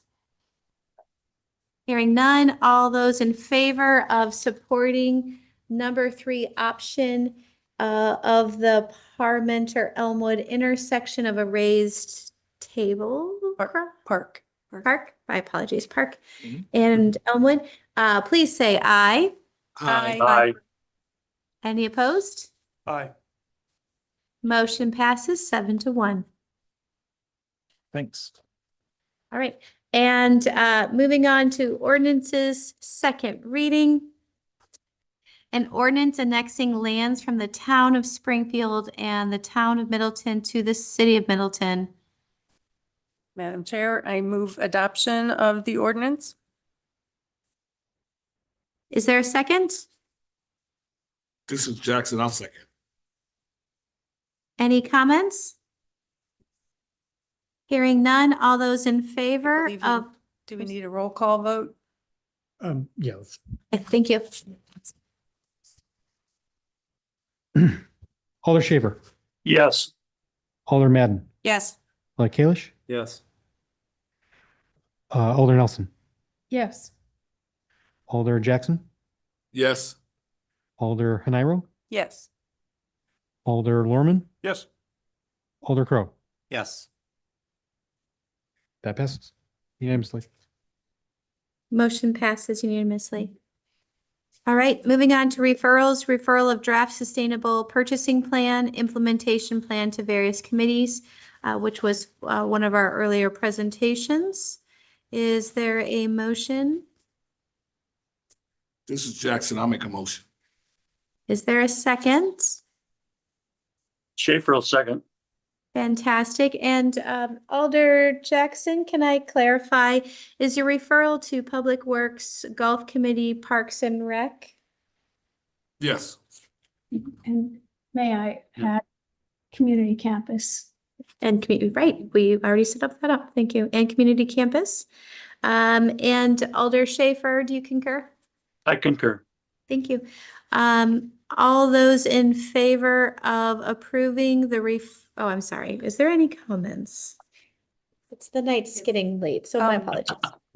I wonder if I mean, it would be nice to have a specific list, but I wonder if we should just ask the administrator and sustainability coordinator to decide on which. Maybe a committees- breadth and depth if there are additional. That's Right, okay. because I'm thinking about things like, the Commission on Aging might have some ideas for the senior center or tourism. I know they purchase cars, so I feel like if my colleagues won't mind, I would make a motion that we refer the draft sustainable purchasing plan implementation plan to committees as identified by the city administrator and the sustainability coordinator. I'll second that. All right. And so we're voting on the amended language. Is that accurate? Okay. Yes, just to not specify committees, but rather to ask the administrator and sustainability coordinator to decide. Okay. All those in favor of the language change, please say aye. Aye.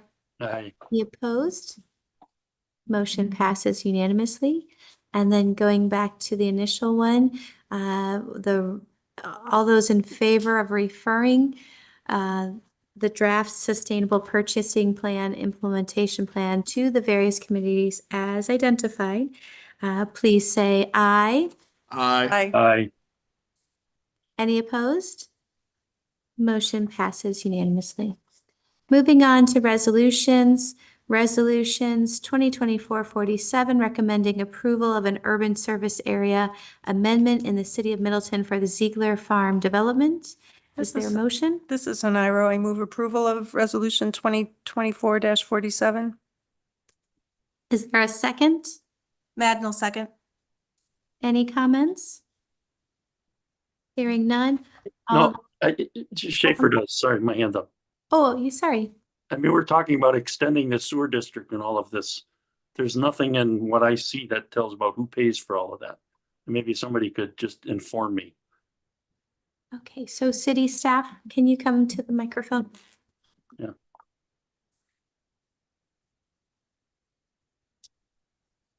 Sure. So is the question about sewer mains, paying the cost of extending the sewer mains for that service? Well, yeah, it's extending all the city services, the water and sewers out to there, which Sure. obviously somebody has to pay for that. And so where do those costs get borne? You bet. Yep. So typical of our subdivision ordinance, the developer pays for those improvements. Okay. That's fine. That's the answer I wanted. Oh, well, there you go. Tell you, I just, if it was something different, I would then raise some issues, but I don't. All Yeah, right. so that'll be a city developer agreement. Yeah. Okay. Thank you. Thank you, Alder Schaefer. All those in favor of approving resolution 2024-47, please say aye. Aye. Any opposed? Motion passes unanimously. Number 2, resolution 2024-51 to support amending the lease agreement with the Middleton Cross Plains Area School District and authorizing the school district to apply for a rezoning to Parks and Rec for a baseball and softball facility. I am going to ask if city staff can come up and go over this because I think we just have to go over a little bit of the map to help clarify. Sure. Happy to do it. you. So the council will recall that the Middleton Cross Plains Area School District previously was before the council requesting a rezoning to build a new baseball and softball facility. And they were proposing the use of artificial turf previously. The council was opposed to that. There was action taken by the council to deny a request for rezoning and instead recommend that the school district seek zoning classification of parks and recreation. So the school district and their consultants put together a drawing showing what the new facility would look like. That is what is displayed on the screen. And the areas that are shown in red are considered impervious per our zoning ordinance. And the Parks and Rec district allows a maximum impervious surface area of 25%. And under their current lease area and the area that we were looking at rezoning into Parks and Rec, they reported back and said that they were slightly over the maximum area, which makes sense because that zoning classification is really intended for a larger park area. And we're applying it to a much smaller area here. And so in working with the school district, I proposed that we modify the lease area on the western side of the facility to better reflect the land that they were using, which is the lease area currently is shown in blue. The new line is shown in green, and also suggested that they could extend the lease area to the west. And that is that green kind of rectangular shape on the western part that connects the ball field facilities to their 4K education center, which would then provide a larger area and would get them below the 25% threshold. The area that is outlined in green, that western area, is immediately north of Fireman's Park. And we wanted to let the fire company who owns the park know that this was happening. And we heard back from representatives of the fire company that they are still doing planning for the future of Fireman's Park and would like to preserve the connection between the park and the conservancy, and had expressed concern about the city entering into an exclusive lease agreement with the school district because they were potentially interested in having that option at some point in the future. And so I reached out to the school district and heard back from a representative of the district this evening.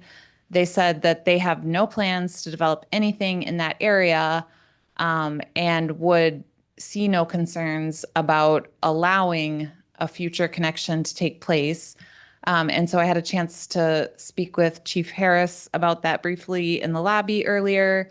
And in speaking with Chief Harris, I think that if the council desires to maintain a connection between Fireman's Park and Pheasant Branch Conservancy in the Creek Corridor, there could be an option where you would essentially just shrink up that rectangular area to provide an outlined lease area for the school district that could get rezoned to Parks and Rec. That would need to be a minimum of 223,600 square feet. So what I'm saying is I think that there is an option to modify this drawing. I don't unfortunately have the base files, so I can't do exact calculations on this. I would need to work with the school district to get their files here. But I do think that there is an option if the council wishes to preserve that connection opportunity to just move that western north-south line slightly to the east that could potentially solve both issues. I appreciate that overview. And I think there is some time of the essence for the school district. It could be because I'm not very good at the seating stuff, but it's probably part of the baseball field prep for spring. So I'm just looking at the fire chief and the fire company. Is that reasonable? Okay. In your opinion? I know in the past, Abby, that we have sometimes said if a motion is made, it includes the language of, and you guys will have to help me, but it's upon approval of all parties. So if Alder would like to make a motion, there is some language that I've seen in the past. Madam Chair, I think I totally support authorizing the school district to apply for the rezoning.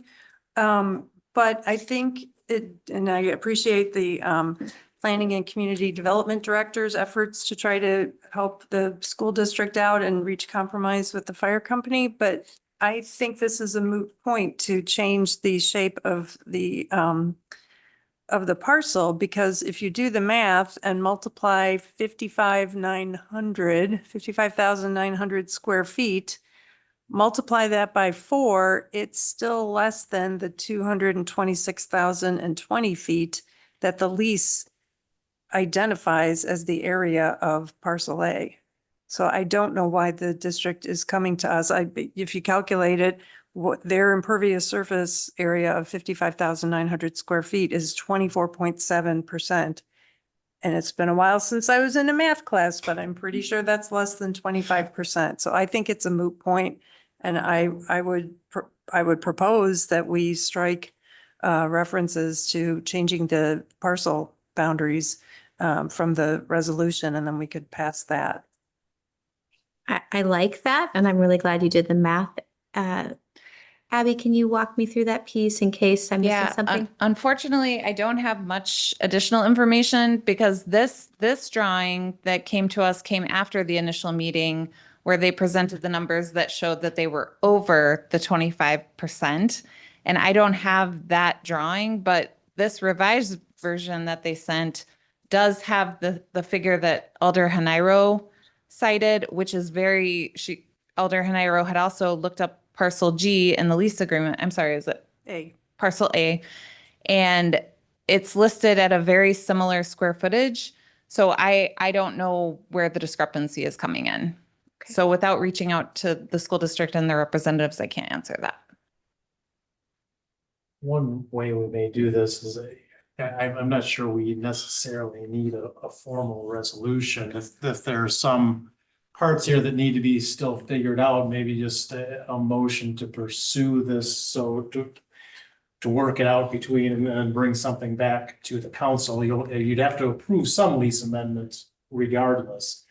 So that might be another way we could go without having to resolve that part here tonight, and just set the formal resolution aside and simply a motion to direct staff to work out a lease amendment consistent with the interests discussed here. I'll make that motion to, I'm looking at number 2. I move that we direct staff to prepare a lease amendment that would authorize the Middleton Cross Plains Area School District to apply for a rezoning of parcel A from Conservancy to Parks and Recreation. Is there a second? This is Jackson. I'll second. Is there any comments? I just would ask the city attorney if that's sufficient. Well, yeah, it certainly is. I don't know if you want to leave some room for, if going back and reviewing the calculations, that there might also be a modification if necessary. I don't think my motion precludes that from happening. So if you come back to us with another amendment to the lease agreement that explains why they're actually in need of this additional space, we'll entertain that. Sounds good. I appreciate that suggestion, and I do appreciate that all parties have talked through this, especially at such a late time prior to the meeting, and try to find a common path forward. So appreciate working with all those stakeholders, and especially keeping that line of communication open so that if there is a math error and there's no further work, fantastic, we all move forward. And if there is a small hiccup, that we can figure that thing that we've already done, and you guys can move forward with that amendment. So all those in favor? It looks like. Yeah, I just, Oh, I had my hand up. sorry. I just want to clarify, I didn't catch every word of the amendment, but I want to make sure that there's consideration for the easement with the fire department people, the fire company. Because I don't think that was in the motion. It wasn't, but my motion would keep parcel A as it is in the current lease agreement. So that would create a problem for the Yeah. All right, thank you. Alder Schaefer, thank you for being sensitive to all stakeholders and helping us. I'm a very sensitive guy. Very good. All those in favor of approving the motion to direct staff to prepare a lease amendment with the Middleton Cross Plains Area School District and authorizing the school district to apply for rezoning to Parks and Recreation for a baseball and softball facility to bring back to City Council, please say aye. Aye. Anyone oppose? Motion passes unanimously. Number 3, Resolution 2024-52, approving an amendment to the 2024 TID number 3 and airport fund budgets for an navigation easement. Is there a motion? This is an IRO. I move approval of resolution 2024-52 as recommended by the Finance and Personnel Committee. Is there a second? Schaefer seconds. I love that enthusiasm. Any comments? Hearing none, all those in favor of approving Resolution 2024-52, please say aye. Aye. Aye. Any opposed? Motion passes unanimously. Moving to convene into closed session. I'm going to ask for assistance. Yep, so we need a motion and second and then roll call.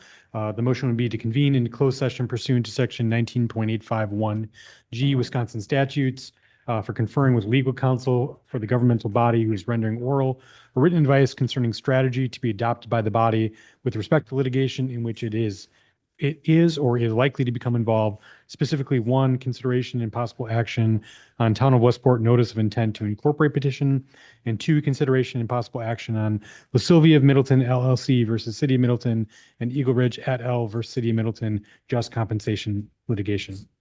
We need a motion and second on that. Is there a motion to go into closed session? This is Alder Crowe. I'll make that motion. Is there a second? This is Alder Jackson. I'll make second that motion. Any comments? Hearing none, please begin roll call. Hey, Alder Schaefer, Yes. Alder Madden, Yes. Alder Kalish, Yes. Mayor Kuhn, Yes.